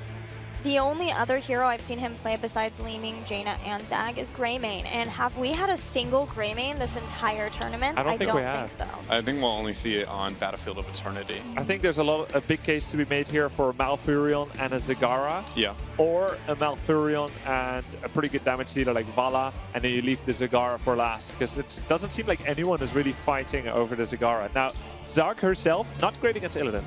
That is true. Another option that's a bit riskier is actually Chen in this situation, to have a very aggressive, just constant dive, ignore the Illidan, and trust that everybody's going to be able to kill onto the Li Ming. Isn't it normally Baphomet that plays Chen? Yes. Yes, that is true, and he is on the Zeratul, so it's unlikely. Falstad, okay. Falstad has an 8-2 win record in this tournament. From the popular pick heroes, he is the #1 hero of the tournament so far. Isn't that so funny? Because before we came into this, everyone was like, Falstad has finally seen his decline. Exactly. The changes were enough? No, says a lot of the Asian teams. MVP Black, and then a lot of teams yesterday too, and he's been doing fantastically. The disengage, the power of that, being able to control the fight. So Fury goes for Johanna. Worked pretty well last game. What do we see finally coming out? Is it Brightwing? Is it Aria? No, Brightwing is removed. So is this where they take Aria, or maybe the Lily with the spotless record? The old school Rhaegar. Oh, let's it's not. the trifecta. Oh, yes, of course. Okay, classical draft by Astral Authority. You can fast forward 6 months, you can rewind 6 months, and you'll see this kind of draft come out from time to time. PBA, what is their wombo combo? Oh, it's that great main. I'm surprised to see that. Yeah. I understand it that because of Alpha's hero pool, Zag is unappealing into this style of composition. Personally, I feel like he's underwhelming every time he plays Cigar. We've only seen one Maw where I really felt like he changed any factor of the game, and it was honestly given to him by the fact that it was prepped through a Zeratul Void into a root to where it was like you can't miss. Almost every other one, I would argue he's whiffed more than he's even hit one hero. And he's died a lot in the lane, in the mid game. He did offer XP and Vision, which of course is very important, but let's just look at this. We have Illidan with Evasion, who can block auto attacks for 2.5 seconds fairly often. We have Johanna with the Blind on her shield. And then we have 3 auto attackers for Please Buff Arthas as the main damage dealing. So this, I think it's the best draft so far for AA. Right. I mean, that's what I wanted to get to now, which is Greymane obviously is the first time we've seen him in this tournament so far. Is he enough to tip the balance here, along with the rest of that Please Buff Arthas has against this old school draft? Here is Greymane on screen, of course. If you're unfamiliar with him, Go for the Throat is our usual big damage dealer with that full combo that comes out. Gilly? I was gonna say, what if they took Mark for the kill and just tried to blow up Illidan, but I think they should, honestly. Yeah. It's. Can he hit him though? If he's juking and jiving all over the place? I mean, if you time it well at melee range, Mark for the kill is almost impossible to miss against Illidan as long as you keep track of his cooldowns. I think it is the better heroic. In general, the only thing that Go for the Throat offers is additional juking and jiving, like doing some dodges. Right. Using your ult just to become Worgen and displace yourself can be important to keep yourself alive. The question is, what happens when Greymane goes for Li Ming and several members are Void Prison? She's in trouble now. Who's going to stop her? We've got that one blind. But I think he can do a lot of damage to Li Ming. So I do think there's tools for both teams here to out-execute the other team. I'm going to ask you for your predictions then going forwards. I mean... it's actually really hard. Yeah? All right, well, we'll get to you at the very end then. There you go. Grubby, I'm sorry, I'm going to start with you, my friend. Yeah, it's very hard for me too. Thanks, Dred. I'm gonna cautiously vouch for Astral Authority here. I think that they can do it. I was pretty impressed with their play last game, and I've become a believer. Gilly? I think Astral have enough comfort picks and feel very confident with this composition and knew that they were giving up Zeratul. So I trust in the game plan of Astral. I do think they'll take it.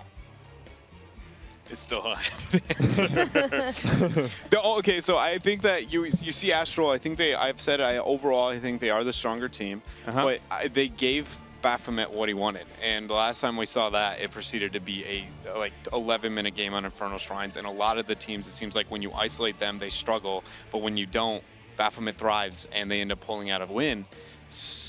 I'm going with Astral because I think overall they're better, but I think Baphomet could just turn the tides. Very risky. Since it's very hard, do you have a percentage? I'd say 55 Astral. Wow. All right. That is close, to say the least. Yeah. It's really all in that Zeratul. By the fact that they let it up, I am hoping that they understand what they were doing. All right, well, I think in moments' time we are good to go into this game here. Just waiting for our confirmation between these two as they get ready. Yes, they are indeed. So let's take it away, Gilly and Dred on Sky Temple. Final game between Astral Authority and Please Buff Arthas. Astral Authority again are in the blue.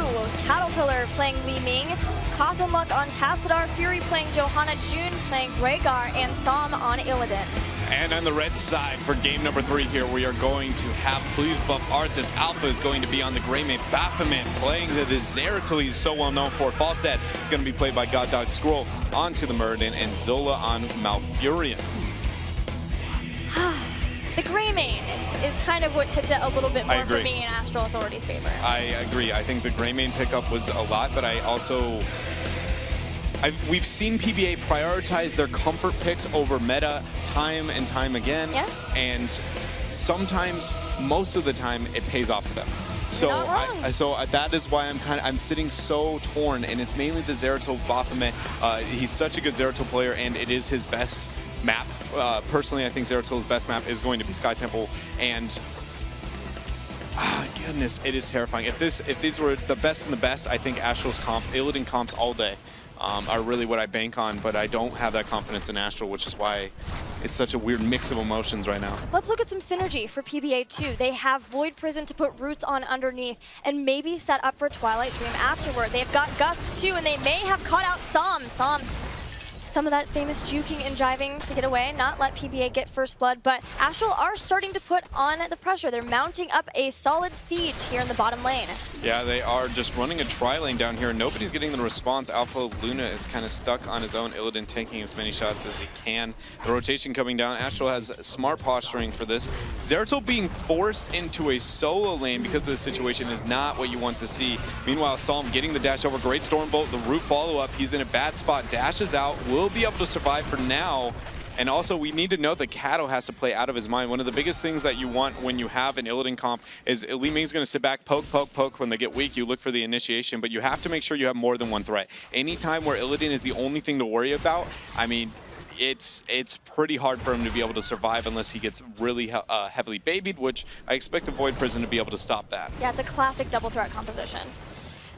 We have the first temples about to start, and Astral Authority know a lot of different ways to play around this temple phase, mainly because they play Denial so much. Denial has a very unique start to Sky Temple games. Astral is trying to steal whatever PBA wants. They're moving on to this mid-temple, and since they've done a lot of damage to the bottom lane already, it's going to pay off for them in the next phase. So they just want to get whatever damage they can get done here to keep up the experience, maybe get ahead with some kills. Scroll's in a really bad spot there. Condemn comes out. He gets the Dwarf Dodge to try and isolate. He ends up going down. Such a great initiation. The minute Psalm gets there in the rotation, he punishes them. What we saw, why that was able to go the way it was, Psalm actually pushed an extra wave on bottom and then made the rotation at top. Well, we saw the same from Baphomet onto the Zeratul in the upper lane, kind of negating the experience. The problem is that Baphomet, even though his lane is closer, was far slower on the rotation coming up from Psalm, and the fact that they were able to capitalize on what was legitimately at most a second advantage was very good from Astral Authority. They did lose the early half of those shots, which gave PBA a small advantage, but they're making up for it now.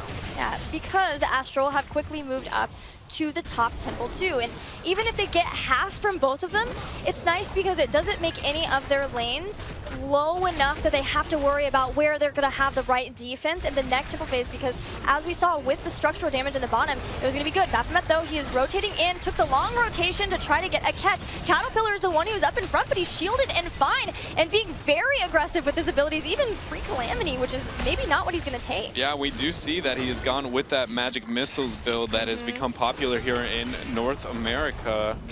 So we'll see if that pays off for him. Baphomet is posturing again, trying to get the flank. He backed out. The scout comes out from Tassadar. He is revealed. One thing to note too is with Illidan not there, the reason why this is so difficult for Astral Authority, Illidan is kind of, it's weird when you play Sky Temple, that middle Guardian actually does a lot of damage. And because of that, you need to have somebody who kind of skirmishes with it pretty well. Heroes like Thrall, Sonya, Zeratul is not very good at that. Illidan is very good. Self-sustaining heroes.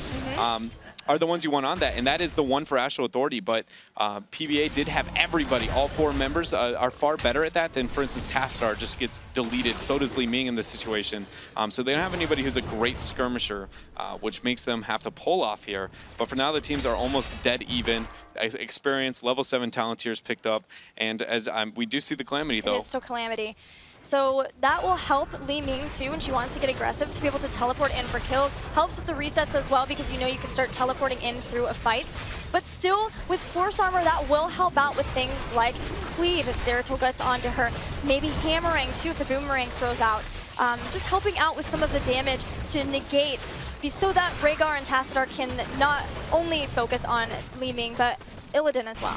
I want to really see where Zola goes here with his heroic choice on the Malfurion into the Illidan composition. I think personally that Twilight Dream is far more appealing here, but he may disagree. He has been running Tranquility probably more than any other Malfurion so far in this tournament, and with the objectives picked up so early here for PBA, because the shrines aren't going to be spawning for at least another 40 or 30 seconds here. They're trying to just get as much pressure out as they can. They've got everybody all over the map. Some pressure up here on top. We got a 3-man with Giants down below. They're doing a very good job forcing Astral to be on the defensive. Yeah, this setup is impressive from PBA, and they're getting a lot done with it. The towers in bottom protecting the Giants, while Zeratul is putting damage in the top fort too, and Tassadar is the only one defending. Finally, Illidan gets bruisers. That's going to help out in both cases because it frees him up to rotate down to the bottom lane, but it still has evened up this bottom lane significantly, and in taking out the well even, PBA are at a nice place for this temple phase. Astral Authority has a big upper hand here for now with the timing of that Night Camp. Falstead is going to be able to try and force the clear. It's at least 30-second advantage. We'll see if they understand the circumstances and capitalize, as the first few shots here are going over to PBA. Murden's on the point. He's one of the safest. You're going to see him dwarf toss over this little chokehold. Saw him trying to body block him out of it. He dashes over very aggressively in the 1v3. Falstead's still getting the clear, so because they aren't capitalizing on that time advantage, Falstead's still separated and not getting as many shots as they might want to. PBA is really doing a great job in this match. Heroic abilities here on both sides. It is Twilight Dream from Malfurion. He's watching out for that Illidan to dive in to try to get the big metamorphosis and punish him for that fact.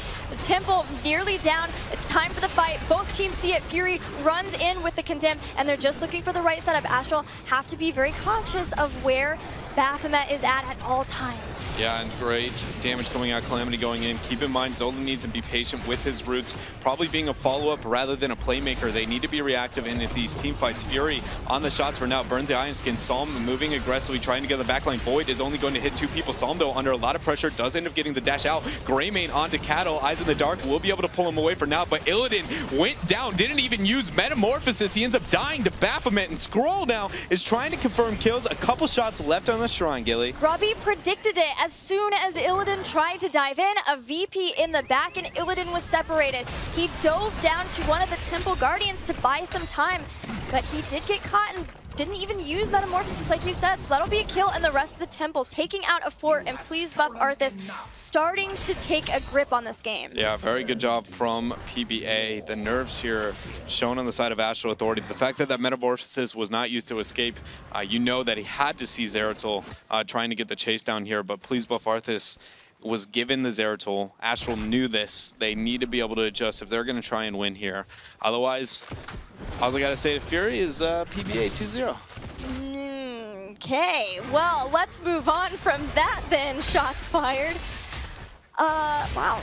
That is one point that we talked about when we were looking at the draft of these teams. Astral's already wanted to punish, and in this instance, they did do that to Skrull slightly. They didn't let him have ETC, although he still did get Muradin a second choice. But we asked the question, will they be able to deal with the strengths that PBA do get? And I'm not sure. Ancestral has to use very early on Caterpillar. And it made sense to be able to drop it on Caterpillar there, but that now you want to force the fight. If you're PBA, the composition, you have Zeratul, your Void Prison's up in 6 seconds, this is the dream. Because again, I talked about it, you need the massive healing when you get the isolation onto the Illidan if he has nowhere to run.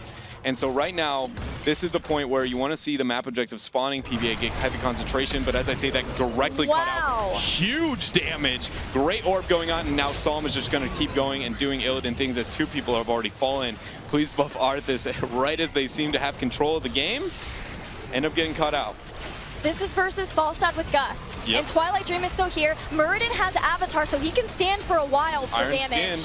Iron Skin is a tool that we might see here. Wave of Force as well. When it comes to boss control, just because the man advantage, both teams have 2 boss control spells. Talenteer is going to be still in favor of PBA. No. The knock up there. Passive, he's trying to save it. He ends up using it. Gus is now a huge tool. This is why Astral is pulling away. They no longer have the boss control. PBA is going to keep it dangling. No, they're going to try and force this so hard. So much damage went on to Fury. He doesn't have the Iron Skin. This is so risky, Gilly. Skrull is in position. The Void is going on to 2. Gus is going to isolate him, and Boss goes over to please buff Arthas, and they are on the chase. Wow, Tassadar wrecked, eliminated in the fight so fast, and PBA, even if they don't get 80 more kills, got a kill and a boss off of that. Such a risky play from Astral. It was fine up until we saw the knock up hitting onto the Iron Skin of the Johanna, the Void, the Gust into it. Really great synergy coming out from PBA, man. These guys are just such great teamwork,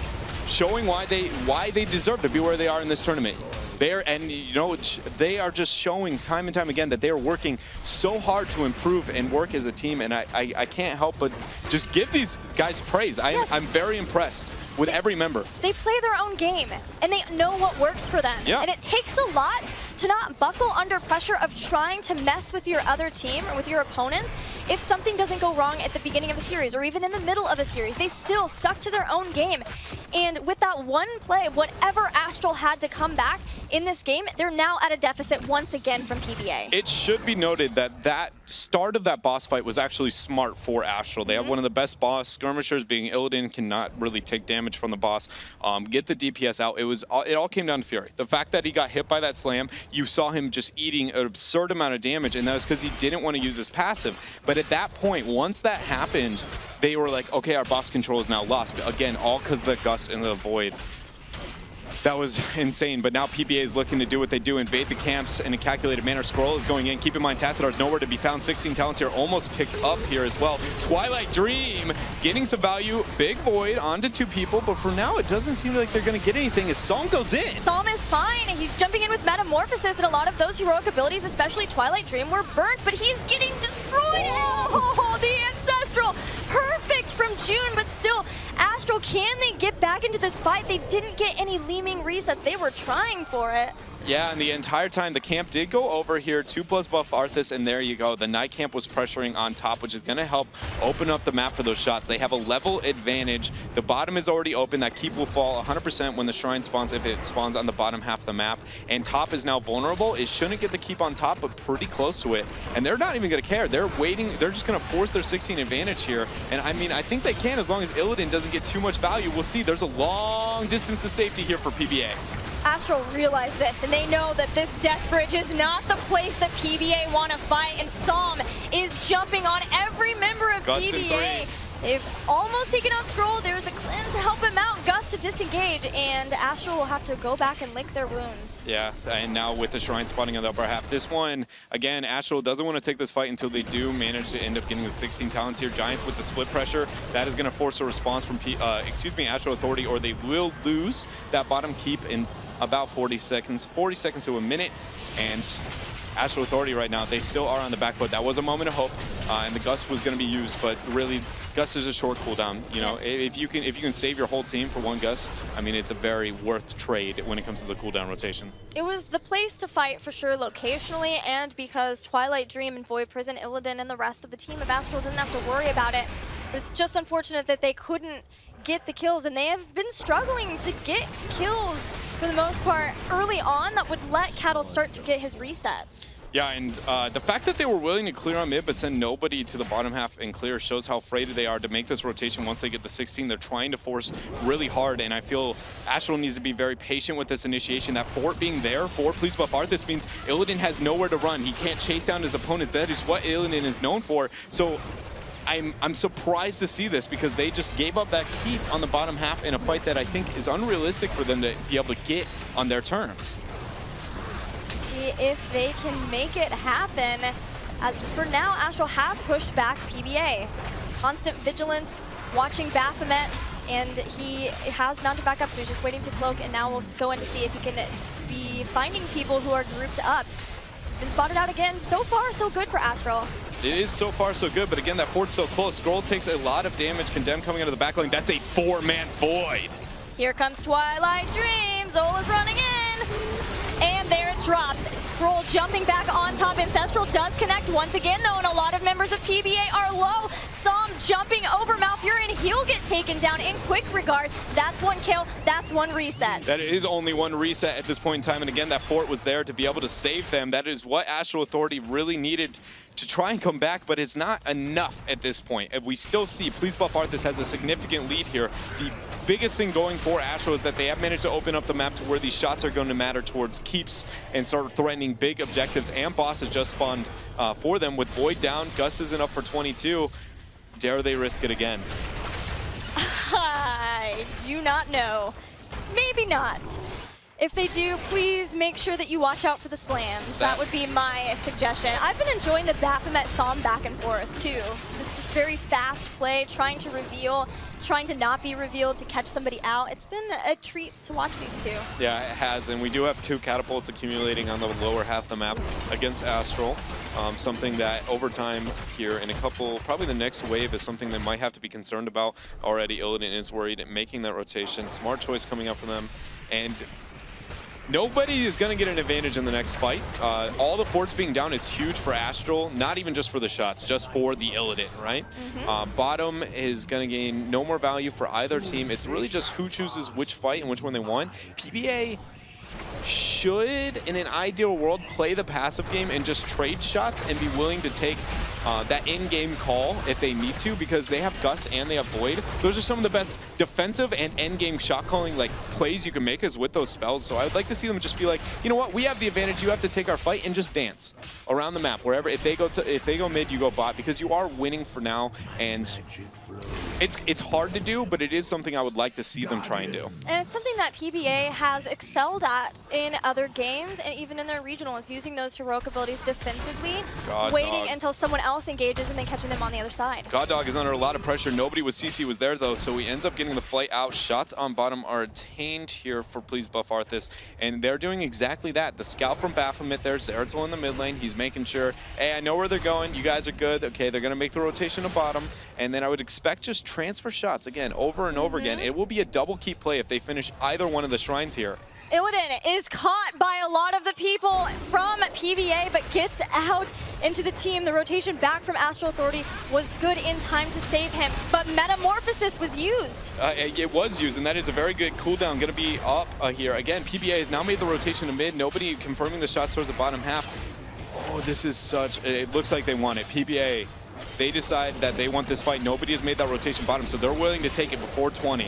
We'll see if it ends up working out for them. Void is going to be coming in here, Gilly, in a couple of seconds. Actually gets spotted out by Psalm. Psalm has been very careful to watch out for Baphomet, but Falstad is blown up. Cattle finding a kill. Scroll is caught. If they end up losing more than 2 to 3 people here, this could be the moment where Astral comes back to win the game. Boss could be their win condition. Shots won't be enough. Scroll is in a rough position. Dwarf Toss is over. Knights are going to get a bit of damage onto him, but over time, he's going to be going down.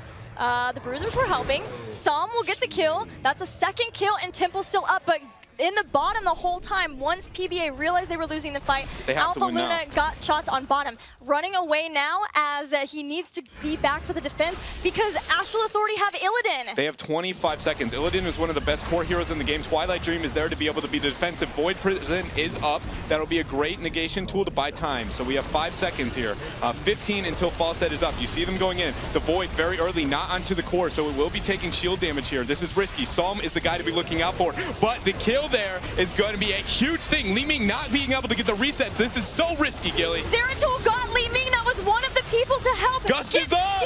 Here comes Gus. He throws it out. It hits a couple of people. Dimensional Shift stops it, and Psalm wasn't the one who was hit. Psalm goes into Metamorphosis. He's on top of the core. It is falling rapidly. We're at 35%.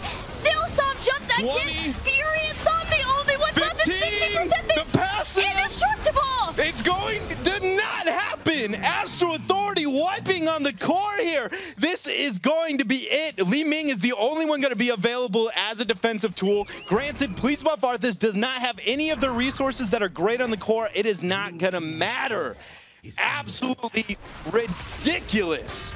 Falstad with the miracle defense, all of PBA. The VP chosen not to use on the core to hit a couple of people. They take out Li Ming. Nobody's even weak enough for a reset. There's zero chance that we're going to see him be able to defend. That's it.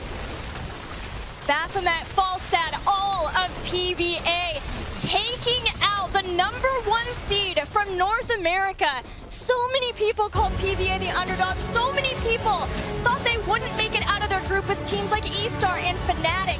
But PBA, in defeating E-Star, now comes in and again takes down a high-tier team in Astral Authority. They will move on to the winner's match of this Group A. Brilliant play coming out from them. And I mean, as I brought it up, that trading of shots and everything, like such a good job that they lost only one person and were willing to back because, again, they have such good all-in or defensive core heroics, and it came out at the very end there. The Astral was willing to risk that without boss, that they were just like, this is our moment. No, they had to know Void was up. It was not used in that team fight, and Gus, they bought enough time.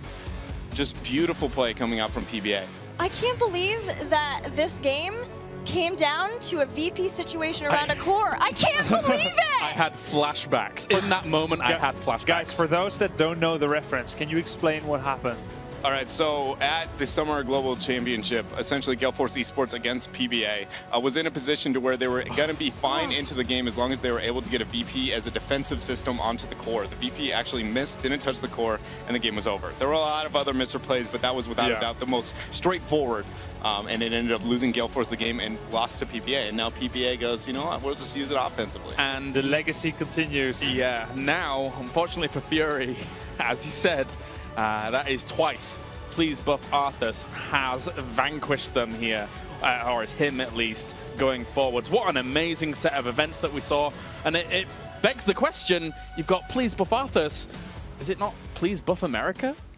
Oh, come on! Roasted like a roast pig.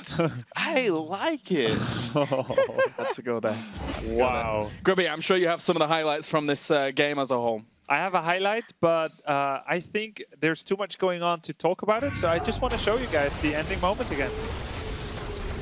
Can I point out something on this that I think is the focus on the Illidan here, the Gus isolation, but everybody's worried about the Illidan. I know they end up winning the game, but that should be the last target. He is the most survivable. You look at, they still haven't killed him. Just ignore him. You legitimately will not get him until it's 1 versus 5. I would have liked to see Falstead worry about a different target first. It doesn't end up losing in the game, but it could have. It was so close, and it was an incredible series. I'm so happy that we got to commentate it. What a way to open up the day. What a way to open up the top 8 here as well. To see Please Buff Arthas, living proof that the smaller regions can contend with the rest of the world. just mind blown, mind blown. Let's see if they can. Let's see if they can take it all the way in the winners match, whomever they face, MVP Black or Team Dignitas. But so far, PBA is being very impressive. Right. Of course, we can hear from Please Buff Arthas, who's over with Anna, to see what they think about their win. Thank you, Kailaris. I am here with Baphomet again, and I have so many questions. I know the casters did it well. I wanted to start all the way back in Game 1, where you guys did draft Kerrigan. The casters felt like maybe that was a huge mistake for your opponents to let you have Kerrigan. Was that what made you win the match? 他想要回到第一个对战组合，那他想问说，对方让你们选了凯利根，是不是因为这样子的原因让你们赢了？ 我猜他们可能以他们选角来说，可能是想要针对我们泽阿图，而且他故意放给我们，可能是要对付泽阿图的战术，可能已经很充分了。但是我们这张图其实有练很多别的战术，所以我们就选了凯利根这样。那这也是我们就是练习很多的战术。Okay, I think they. Ban zero toll because they are afraid of our zero toll strategies. But we actually practice a lot of other strategies on this map, and that's why we picked Kerrigan. Well, that draft was very good, and the casters were very impressed with the second draft as well. In fact, Grubby went so far as to say, well, congratulations, you've just won the match already. Unfortunately, you weren't able to win the match. So tell us a little bit about that game and why Game 2 didn't go so well for you. 好，就是第2场的比赛，其实主播赛评们都觉得你们应该是要赢了，然后甚至 Grubby 都说，恭喜你们应该是要赢了。结果很可惜第2场没有赢。那想问说，为什么你觉得第2场没有赢的原因？我觉得欧美他们在拉打方面真的非常强。那我们选了一个拉打阵，其实对付他们没有太多的优势。那我们一直在拉扯之中被他们用德哈卡这个角色绕背，所以逼迫我们必须调整阵型。那所以我们后来才调整说，我们必须要打一个控制战术，或者是直接从正面打破他们的战术。Okay, so their backstabbing is very good. Their Daraka is very good as well, and that hero actually. Made us forced us to like change our positions and directions, and that's why we lose. Yeah, that was a big surprise for the casters as well. And then moving into game 3, they were feeling like, okay, you know, we have Astral Authority taking Illidan, maybe putting all of their eggs in the Illidan basket, but they looked very strong until that very last moment when they went all in for the core. What was the mistake that Astral Authority made? Was it putting all their eggs in the Illidan basket, meaning prioritizing Illidan, or was it just going too hard on the core at that last moment? 那回到到第3场的部分，他们选了伊利丹，然后以及还有其他的阵型来配合伊利丹的一个打法。那前面的部分其实看起来都蛮强壮的，但是一直到最后面的那一波，看起来是不知道是他们就是因为他们冲一波的关系而输掉的吗？还是你们觉得他们哪里做错了，是导致他们最后输掉？其实在他们一波之前，我们就把伊利丹的大逼掉了。那其实我们可以打得更好的，那边应该会赢的。但是我们一些失误，然后让他们想要一波，但是我们成功守下来了。所以我觉得他们那个一波可能还有一些就是站位的空间可以调整。Okay, so they actually forced their Illidan to use his ultimate, and we also made some mistakes. That's why they wanted to push the last push.